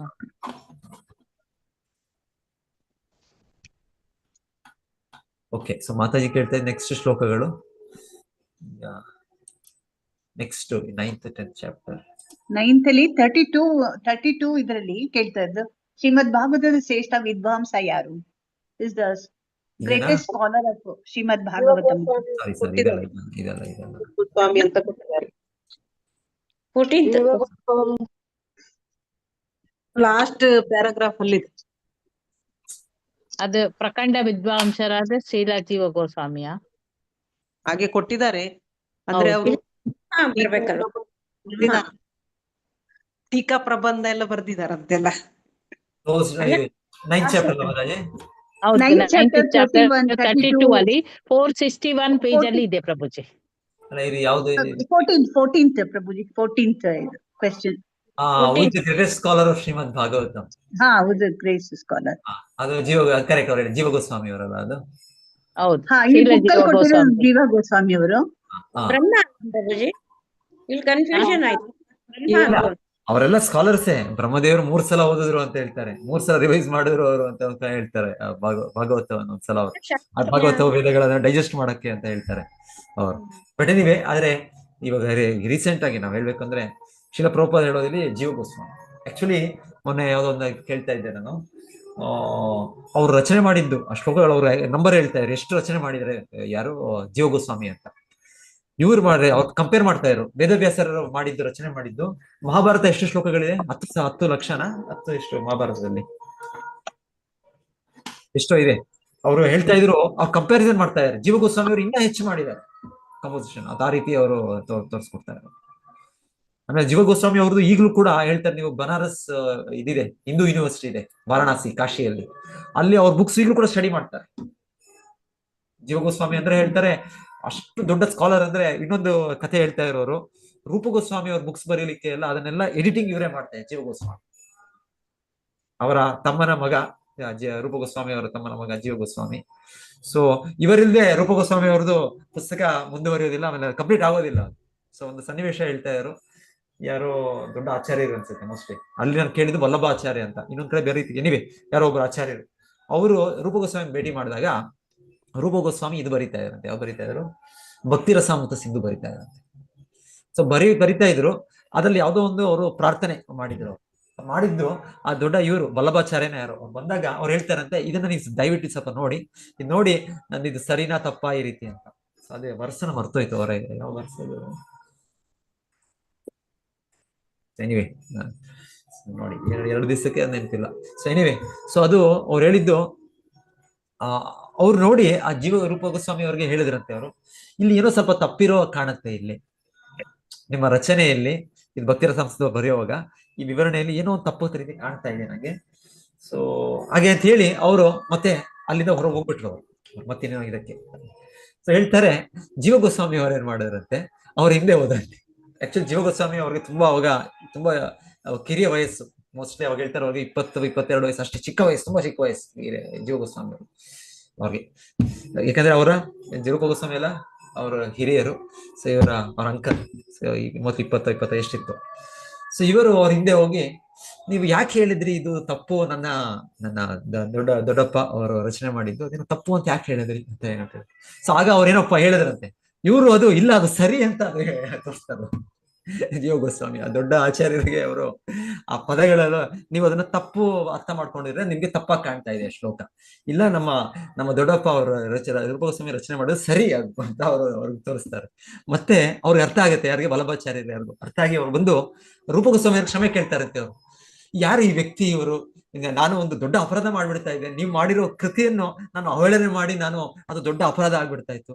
ಈ ವ್ಯಕ್ತಿ ನನ್ನನ್ನು ಅದರಿಂದ ಮುಕ್ತಿಗೊಳಿಸಿದ್ರು, ಯಾರು ಈ ವ್ಯಕ್ತಿ ಅಂತ. ಅವಾಗ ರೂಪ ಗೋಸ್ವಾಮಿ ಅಲ್ಲಿ ಹೇಳ್ತಾರೆ, ಜೀವ ಗೋಸ್ವಾಮಿಯಿಂದ ಆಕ್ಚುಲಿ ಯಾರು ವಲ್ಲಭಾಚಾರ್ಯರು ಯಾರೋ ಈ ರೂಪ ಗೋಸ್ವಾಮಿಗೆ ಅಪರಾಧ ಮಾಡ್ಲಿಲ್ಲ. ಆದ್ರೂ ಕೂಡ ರೂಪ ಗೋಸ್ವಾಮಿ ಆ ಸನ್ನಿವೇಶದಲ್ಲಿ ಏನ್ ತಗೊಳ್ತಾರಂತೆ, ಜೀವ ಗೋಸ್ವಾಮಿಗೆ ಯಾರಿದ ಅಧಿಕಾರ ಕೊಟ್ಟರು? ವಲ್ಲಭಾಚಾರ್ಯರು ತುಂಬಾ ಹಿರಿಯ ವ್ಯಕ್ತಿಗಳು, ಅವರು ಯಾವ ದೃಷ್ಟಿಯಿಂದ ಒಂದು ಸಲ ಈಗ ಹೇಳಿರ್ಬೋದೇನೋ, ಆದ್ರೂ ಅವ್ರ ವಿರೋಧವಾಗಿ ಇವ್ರು ಹೇಳಿದ ಹೇಗೆ ಅಂತ ಹೇಳಿ ಅವ್ರನ್ನ ಬಹಿಷ್ಕರಿಸ್ಬಿಡ್ತಾರಂತೆ ಜೀವ ಗೋಸ್ವಾಮಿ ಅವರನ್ನ ಬಹಿಷ್ಕರಿಸ್ಬಿಟ್ಟು, ಅಂದ್ರೆ ಇವ್ರು ತಪ್ಪು ಮಾಡಿದಾರೆ ಸರಿ ಮಾಡಿದಾರ ಅಂತ ಪ್ರಶ್ನೆ ಅಲ್ಲ, ಹಿರಿಯ ವ್ಯಕ್ತಿಗೆ ನೀನು ಯಾಕೆ ನೀನು ಈ ರೀತಿ ನೀನು ನಿನ್ನ ಜ್ಞಾನವನ್ನು ತೋರಿಸಿ ನಿನ್ನ ಇದನ್ನು ತೋರಿಸಿ ಅವ್ರಿಗೆ ಇದು ಮಾಡಿದ್ದೀನಿ, ಇದು ತಪ್ಪು ಅಂತ ಅವ್ರನ್ನ ಇದು ಮಾಡಿ ಅವ್ರನ್ನ ಹೊರಗೆ ಕಳಿಸ್ಬಿಡ್ತಾರೆ. ಸೊ ಹೇಳ್ತಾರೆ ಎಷ್ಟೋ ಸಮಯ ಆಗುತ್ತೆ. ನಂತರ ಒಂದ್ಸಲ ಸನಾತನ ಗೋಸ್ವಾಮಿ ಎಲ್ಲೋ ಅವ್ರು ಸನಾತನ ಗೋಸ್ವಾಮಿ ಅಲ್ಲೇ ಬೃಂದಾವನದಲ್ಲಿ ಎಲ್ಲ ಒಂದೊಂದು ಕಡೆ ಇರೋದವರು. ಪ್ರತಿ ದಿವಸ ಒಂದೊಂದು ಕಡೆ ಮಧುಕರಿ, ಒಂದು ಮನೆಗೆ ಇನ್ನೊಂದ್ಸಲ ಇನ್ನೊಂದು ಮನೆಯಲ್ಲಿ ಆ ರೀತಿ ಅವ್ರು ಭಿಕ್ಷೆಯನ್ನು ಕೇಳೋದು. ಸೊ ಯಾರೋ ಮನೆಗೆ ಬಂದಾಗ ಮಧುಕರಿ ಕೇಳುವಾಗ ಅವರು ಸನಾತನ ಗೋಸ್ವಾಮಿ ಯಾರೋ ಒಂದು ಮನೆಯಲ್ಲಿ ಯಾರೋ ಅವ್ರ ಮಾತಾಜಿ ಯಾರೋ ಕೇಳಿದಾಗ ಫಸ್ಟ್ ಟೈಮ್ ಒಂದ್ಸಲ ಕೇಳ್ತಾರಂತೆ, ಅವರು ಉತ್ತರಿಸೋದಿಲ್ಲ. 2ನೇ ಸಲ ಕೇಳ್ತಾರಂತೆ. ಸೊ ಮತ್ತೆ ಅವರು ಅಲ್ಲಿಂದ ಮನೆಯಲ್ಲಿರೋರು ಬಂದು ನೀವು ಸನ್ಯಾಸಿಗಳು, ಇಲ್ಲಾಂದ್ರೆ ನೀವು ಎಂತ ತ್ಯಾಗಿಗಳು, ಒಂದು ಸಲ ಕೇಳಿ ಬಿಡ್ಬೇಕು, ನೀವು ಮತ್ತೆ ಕೇಳೋದು ಏನಿದು, ಇದು ಸರಿಯಲ್ಲ ಇದು. ಸನಾತನ ಗೋಸ್ವಾಮಿ ಅಂತ ದೊಡ್ಡ ಆಚಾರ್ಯರು ಅವರು ಭಿಕ್ಷೆ ಕೇಳ್ತಾ ಬಂದಿದ್ದಾರೆ. ಅವರು ಇವರು ಇಲ್ಲಿ ಮಾತಾಜಿಯವರು ನೋಡಿ, ನಮ್ಮ ಹತ್ತಿರ ಒಬ್ರು ಇಲ್ಲಿ ಇದ್ದಾರೆ, ಇಲ್ಲಿ ಹತ್ತಿರದಲ್ಲಿ ಒಬ್ಬರು ದೊಡ್ಡ ಸಾಧು ಇದ್ದಾರೆ, ಅವರು ಏನು ಕೇಳೋದೇ ಇಲ್ಲ. ಅವ್ರು ಯಾರಿಗೂ ಕೇಳಿದ್ರು ಒಂದ್ಸಲ ಕೇಳ್ತಾರೆ ಅಷ್ಟೇ. ಅವರು ಯಾರಪ್ಪ ಸನಾತನ ಗೋಸ್ವಾಮಿ ಅವರು, ಇಂಥ ದೊಡ್ಡ ತ್ಯಾಗಿ ಯಾರು, ಇಂಥ ದೊಡ್ಡ ವ್ಯಕ್ತಿ ಯಾರು ಅಂತ ಹೋಗಿ ನೋಡಿದ್ರೆ ಯಾರು ಅಲ್ಲ, ಜೀವ ಗೋಸ್ವಾಮಿ. ಸೊ ಹೇಳ್ತಾರೆ ಜೀವ ಗೋಸ್ವಾಮಿ ಅವರು ಇವರು ಯಾರು ರೂಪ ಗೋಸ್ವಾಮಿ ಅವರು ಬಹಿಷ್ಕರಿಸಿ ಬಿಟ್ಟಿರ್ತಾರೆ. ಸೊ ಅವರು ಎಲ್ಲೋ ಹೋಗಿ ಈ ರೀತಿ ಅವರು ಏನು ಆಹಾರನೂ ಸರಿಯಾಗಿ ತಗೊಳ್ದೆ ಆ ರೀತಿ ಅವರು ತಪಸ್ಸೆಯಲ್ಲಿ ಇರ್ತಾರೆ ಅಂತಾನು ಹೇಳ್ತಾರೆ. ಸೊ ನಂತರ ಇವರು ಹೋಗಿ ಯಾರು ಸನಾತನ ಗೋಸ್ವಾಮಿ ಸನಾತನ ಗೋಸ್ವಾಮಿ ಸ್ವಲ್ಪ ಗೊತ್ತಾಗುತ್ತೆ ಏನಾಗಿದೆ ವಿಷಯ. ಇಷ್ಟರು ಗೊತ್ತಿರಲಿಲ್ಲ ಅವ್ರಿಗೆ ಏನಾಗಿದೆ ವಿಷಯ ಅಂತ. ರೂಪ ಗೋಸ್ವಾಮಿ ಅವ್ರ ಹತ್ರ ಹೋಗಿ ಕೇಳ್ತಾರೆ, ನಿನ್ನ ಪುಸ್ತಕ ರಚನೆ ಹೇಗೆ ನಡೀತಾ ಇದೆ ಅಂತ ಕೇಳ್ತಾರಂತೆ. ಯಾರಿಗೆ? ರೂಪ ಗೋಸ್ವಾಮಿ. ಯಾಕೆ ರೂಪ ಗೋಸ್ವಾಮಿ ಮುಖ್ಯ ಕಾರ್ಯ ಪುಸ್ತಕಗಳು ಬರೆಯೋದು, ಅದರ ರಚನೆ, ಒಂದೊಂದು ಪುಸ್ತಕಗಳು, ಎಷ್ಟೋ ಪುಸ್ತಕ ಗ್ರಂಥಗಳು ಅವರು ಸ್ವಲ್ಪ ಚಿಕ್ಕ ಸಮಯದಲ್ಲಿ ಬರೀತಾರೆ. ಚಿಕ್ಕ ಸಮಯದಲ್ಲಿ ಅಂದ್ರೆ ಕೆಲವು ದಿವಸಗಳು, ಕೆಲವು ತಿಂಗಳುಗಳು ಅಷ್ಟೇ. ಯಾಕಂದ್ರೆ ಇವ್ರ ಆಚಾರ್ಯರೆಲ್ಲ ಚೈತನ್ಯ ಮಹಾಪ್ರಭು ಆಜ್ಞೆಯಿಂದ ಎಲ್ಲ ವೇದಶಾಸ್ತ್ರದ ಗ್ರಂಥಗಳನ್ನ ಬಿರುಸಾಗಿ ಅವ್ರು ಬರೆದ್ರು, ಅದನ್ನ ಇದು ಮಾಡಿದ್ರು. ಇವರ ಬಗ್ಗೆ ಹೇಳ್ತಾರೆ ರೂಪ ಗೋಸ್ವಾಮಿ ಆ ಟೈಮಲ್ಲಿ ಜೀವ ಗೋಸ್ವಾಮಿ ಇಲ್ಲದೇ ಇರೋದ್ರಿಂದ ಇವರು ಪ್ರಶ್ನೆ ಮಾಡಿದೇನು, ಸನಾತನ ಗೋಸ್ವಾಮಿ ಹೇಗೆ ನಡೀತಾ ಇದೆ ನೀವು ಬರೆಯೋ ಕಾರ್ಯ? ಅವ್ರು ಹೇಳ್ತಾರೆ, ಜೀವ ಇಲ್ಲ ಅಂದ್ರೆ ಶರೀರ ಪ್ರಯೋಜನ ಇಲ್ಲ. ಜೀವ ಅಂದ್ರೆ ನಮ್ಮ ದೇಹದಲ್ಲಿ ಏನ್ ಬೇಕು? ನಮ್ಗೆ ಜೀವಾತ್ಮ ಬೇಕು. ಈ ದೇಹದಲ್ಲಿ ಜೀವಾತ್ಮ ಇಲ್ಲ ಅಂದ್ರೆ ಈ ಶರೀರ ಏನಾಗುತ್ತೆ? ಶರೀರ ಏನು ಪ್ರಯೋಜನ ಇಲ್ಲ. ಸೊ ಆ ರೀತಿ ಅವರು ಉದಾಹರಣೆ ಹೇಳ್ತಾರೆ ಜೀವ ಗೋಸ್ವಾಮಿ. ಸೊ ಈ ಜೀವ ಬಿಟ್ಟು ಹೋಗಿದ್ದಾನೆ, ನಾನು ಏನ್ ಬರೀಲಿ, ನಾನು ಏನ್ ಪುಸ್ತಕವನ್ನು ಏನು ಹೇಗೆ ಮುಂದುವರಿಸೋದು? ಹೇಳ್ತಾರೆ ಭಕ್ತಿ ರಸಾಮೃತ ಸಿಂಧು ತುಂಬಾ ಸಮಯ ಆಯ್ತಂತೆ ಕಂಪ್ಲೀಟ್ ಆಗಕ್ಕೆ. ಯಾಕಂದ್ರೆ ಜೀವ ಗೋಸ್ವಾಮಿ ಇಲ್ಲ, ಅವರು ಕಳಿಸ್ಬಿಟ್ಟಿದ್ದಾರೆ ರೂಪ ಗೋಸ್ವಾಮಿ. ಮತ್ತೆ ಕರ್ಕೊಂಡು ಬರ್ತಾರೆ ಸನಾತನ ಗೋಸ್ವಾಮಿ ಮತ್ತೆ ರೂಪ ಗೋಸ್ವಾಮಿ. ಆಮೇಲೆ ಜೀವ ಗೋಸ್ವಾಮಿಗೆ ಸನಾತನ ಗೋಸ್ವಾಮಿ ಅವರ ಇದು ಏನು ಅಪರಾಧ ಮಾಡಿದೆ ಅದು ರೂಪ ಗೋಸ್ವಾಮಿ ಅವ್ರಿಗೆ ಇದು ಮಾಡೋದಿಲ್ಲ ಅಂತ ಅವ್ರನ್ನ ಕ್ಷಮೆ ಕೇಳ್ತಾರೆ. ಕ್ಷಮೆ ಕೇಳಿ ಮತ್ತೆ ಅವರು ಮತ್ತೆ ಭಕ್ತಿ ರಸಾಮೃತ ಕಂಪ್ಲೀಟ್ ಆಗುತ್ತೆ. ಯಾಕೆ ಕಂಪ್ಲೀಟ್ ಆಗುತ್ತೆ? ಜೀವ ಗೋಸ್ವಾಮಿ ಬಂದ್ಮೇಲೆ ಕಂಪ್ಲೀಟ್ ಆಗುತ್ತೆ. ಸೊ ಹೇಳ್ತಾರೆ ರೂಪ ಗೋಸ್ವಾಮಿ ಅವರು ಬರೆದ ಎಲ್ಲ ಕೃತಿಗಳಲ್ಲಿ ಮೋಸ್ಟ್ ಉನ್ನತವಾದ ಕೃತಿ ಅಂದ್ರೆ ಆ ರೀತಿ ನಮಗೆ ಮುಖ್ಯವಾದಂದ್ರೆ ಭಕ್ತಿ ರಸಾಮೃತ ಸಿಂಧು. ಸೊ ಅದು ಕಂಪ್ಲೀಟ್ ಆಗಕ್ಕೆ ಬಹಳ ಸಮಯ ಆಯ್ತು ಅಂತ. ಬಹಳ ಸಮಯ ಆಯ್ತು, ಮೇ ಬಿ 1 ವರ್ಷ ಆಯ್ತು, ಆ ರೀತಿ ಆಯ್ತು. ಈಗ ಜೀವ ಗೋಸ್ವಾಮಿ ಅವರು ಇರಲಿಲ್ಲ. ಆಮೇಲೆ ಜೀವ ಗೋಸ್ವಾಮಿ ಬರೆದದ್ದು ಕೃತಿಗಳು ಅಂದ್ರೆ ಹೇಳ್ತಾರೆ ಷಟ್ ಸಂದರ್ಭ, ಅದು ಕ್ರಮ ಸಂದರ್ಭ, ಭಗವತ್ ಸಂದರ್ಭ, ಪ್ರೀತಿ ಸಂದರ್ಭ. ಸೊ ಈ ರೀತಿ ಎಲ್ಲ ಇದು ಭಾಗವತದ ಬಗ್ಗೆ ಬರೆದದ್ದವರು, ಭಾಗವತ ದಶಮ ಸಂದರ್ಭದ ಬಗ್ಗೆ ಬರೆದದ್ದು. ಇದೆಲ್ಲ ಗ್ರಂಥಗಳು ಇದು ಅರ್ಥ ಮಾಡ್ಕೊಳಕ್ಕೂ ಕೂಡ ಕಷ್ಟ. ಒಂದೊಂದು ಗ್ರಂಥಗಳು ಪ್ರಭುಪಾದರು ಹೇಳಿದಾರಂತೆ, ಇದನ್ನ ನೀವು ಓದಬೇಡಿ, ನೀವು ಆಗೋದಿಲ್ಲ. ಇದು ಅಂದ್ರೆ ತುಂಬಾ ಉನ್ನತವಾದ ಇದು. ಅದು ರೂಪ ಗೋಸ್ವಾಮಿ ಅವ್ರ ಕಥೆಗಳು. ಉಜ್ವಲ ನೀಲಾಮಣಿ ಅಂತ ಯಾರೋ ಹೇಳ್ತಾ ಇರೋರು.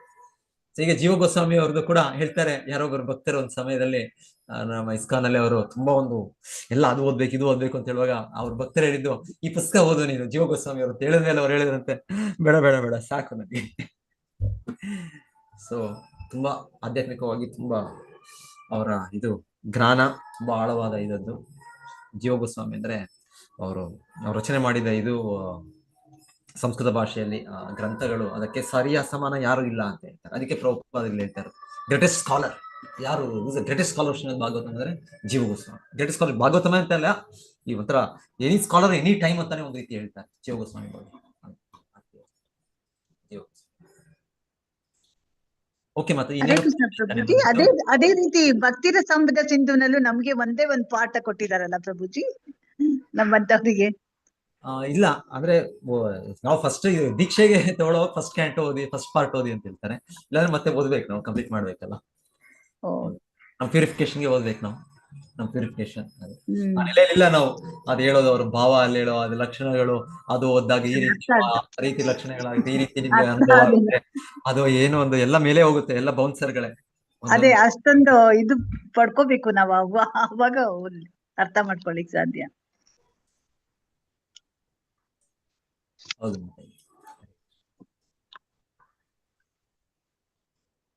ಸೊ ಇಲ್ಲಿ 9th ಓಕೆ, ಕನ್ನಡ ಅನುವಾದ ಮಾಡಿದ್ದೀರಾ ನೀವು? ಕನ್ನಡ ಅನುವಾದನೂ ಇದೆ. Close book questions, open book essays ಕೂಡ ಆದಷ್ಟು ತಯಾರಿಯಾಗಿ, ಸ್ವಲ್ಪ ಚಾಯ್ಸ್ ಕೊಡ್ತೀನಿ ನಾನು, ಸೊ ಹಾಗೆ ನಿಮ್ಗೆ ಇದಿರುತ್ತೆ. ಬಟ್ ಸ್ಟಿಲ್ ಓಪನ್ ಬುಕ್ ಕೂಡ ಸ್ವಲ್ಪ ತಿಳ್ಕೊಂಡ್ರೆ ಚೆನ್ನಾಗಿದೆ. ಕ್ವೆಶ್ಚನ್ಸ್ ಚೆನ್ನಾಗಿರುತ್ತೆ, ಅದನ್ನ ನಾವು ಅರ್ಥ ಮಾಡ್ಕೊಂಡ್ರೆ ಚೆನ್ನಾಗಿರುತ್ತೆ. ಆ ವಿಷಯಗಳ ಅರ್ಥ ಮಾಡ್ಕೊಂಡ್ರೆ, ತತ್ವ ಅರ್ಥ ಮಾಡ್ಕೊಂಡ್ರೆ ಚೆನ್ನಾಗಿದೆ.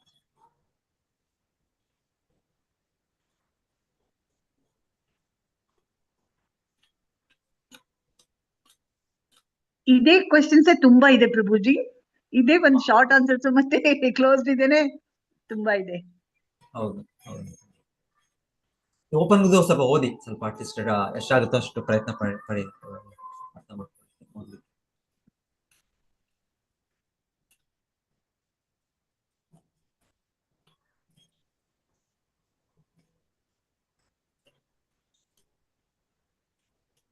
ಆಕ್ಚುಲಿ ನಾವು ಒಂದು ಕಂಟಿನ್ಯೂಸ್ ಓದುವಾಗ ಒಂದು ರೀತಿ ಓದ್ತೇವೆ ನಾವು, ಅದೇ ಕ್ವೆಶ್ಚನ್ಸ್ ಇದ್ದಾಗ ಅದು ಪ್ರಿಪೇರ್ ಆದಾಗ ನಾವು ಓದೋದು ಒಂದು ಇನ್ನೊಂದು ತರ ಇರುತ್ತೆ.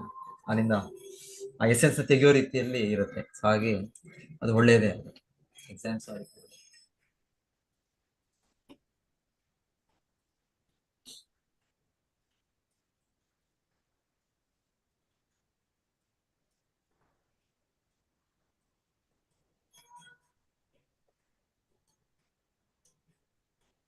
ಓಕೆ, ಸೊ ಮತ್ತೆ ಇದು ಹಾಕಿದ್ದೀರಾ ಮತ್ತೆ ಅಟೆಂಡೆನ್ಸ್? ಹಾಕಿದ್ದೇನೆ ಪ್ರಭುಜಿ. ಓಕೆ.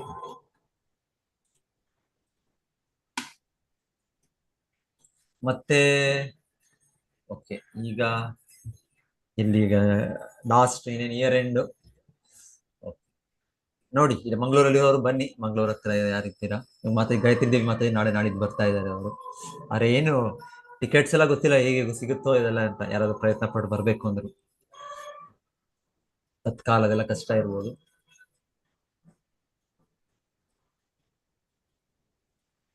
ಬಹಳ ಭಕ್ತರು ಬರ್ತಾ ಇದ್ದಾರೆ. ಸೊ ನಮ್ಮಲ್ಲೂ ಕೂಡ 30th 31st 2 ದಿವಸ ಕೂಡ ವೈಕುಂಠ ಏಕಾದಶಿ ಇದಿರುತ್ತೆ, ಆಚರಣೆ ಇರುತ್ತೆ. ಮತ್ತೆ ಫಸ್ಟ್ ನ್ಯೂ ಇಯರ್ ಈವ್, ಅದು ಕೂಡ ರಾತ್ರಿ ಇಡೀ ಇಲ್ಲ, ಅಟ್ಲೀಸ್ಟ್ 10, 11 o'clock 12 o'clock ಆಗ ಸಂಕೀರ್ತನೆ, ಮತ್ತೆ ನಮ್ಮ ಭಗವಂತನಿಗೆ ತೆಪ್ಪೋತ್ಸವ, ಬೋಟ್ ಫೆಸ್ಟಿವಲ್, ಸೊ ಇದೆಲ್ಲ ಇರುತ್ತೆ. ಬಟ್ ಏಕಾದಶಿ ಫಾಸ್ಟಿಂಗ್ 31st ಅಲ್ಲ ಮತ್ತೆ? 31st ದ್ವಾದಶಿ ಆದ್ರೂ ಕೂಡ ಅದು ಮೋರ್ ಪವರ್ಫುಲ್. ಅವತ್ತು ನಾವು ಸೊ ನಮ್ಗೆ ಮೋರ್ ಪ್ಯೂರಿಫಿಕೇಶನ್ ಆಗುತ್ತೆ. ನಮ್ಗೆ ಆಚಾರ್ಯರು ಕೊಟ್ಟಿರೋದು ಹಾಗೆ ನೀವು ಅದು ದ್ವಾದಶಿ ಅದು ಅಗತ್ಯ ಮಾಡಿ ಅಂತಾನೆ. ಪೂಜೆ ಮತ್ತೆ ನಾವು ಫಾಸ್ಟ್ ಬ್ರೇಕ್ ಮಾಡೋದು 1ನೇ ತಾರೀಕು ಪ್ರಭು. 1ನೇ ತಾರೀಕೆ ಪ್ರಭುಜಿ, ನಾವು 1ನೇ ತಾರೀಕೆ ವಿಸಿಟ್ ಮಾಡಿ. 30th ನೀವು ಟೆಂಪಲ್ಸ್ ಎಲ್ಲ ವೈಕುಂಠ ಏಕಾದಶಿ ಹೋಗ್ತಿರೋ, ಇದು ಮಾಡ್ತಿರೋ, ಭಾಗವಹಿಸ್ತಿರೋ ನೋಡಿ, ಅದು ಮಾಡಿ. ಅದೇ ಫಾಸ್ಟಿಂಗ್ ಎಲ್ಲ 31st ಮಾಡಿ.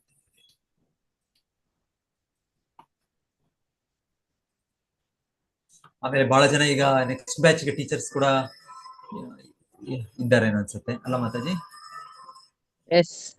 ಫಸ್ಟ್ ಲೆವೆಲ್ ಮತ್ತೆ ಸೆಕೆಂಡ್ ಲೆವೆಲ್ ಕೂಡ ಕಂಟಿನ್ಯೂ ಮಾಡಬೇಕು. ಮತ್ತೆ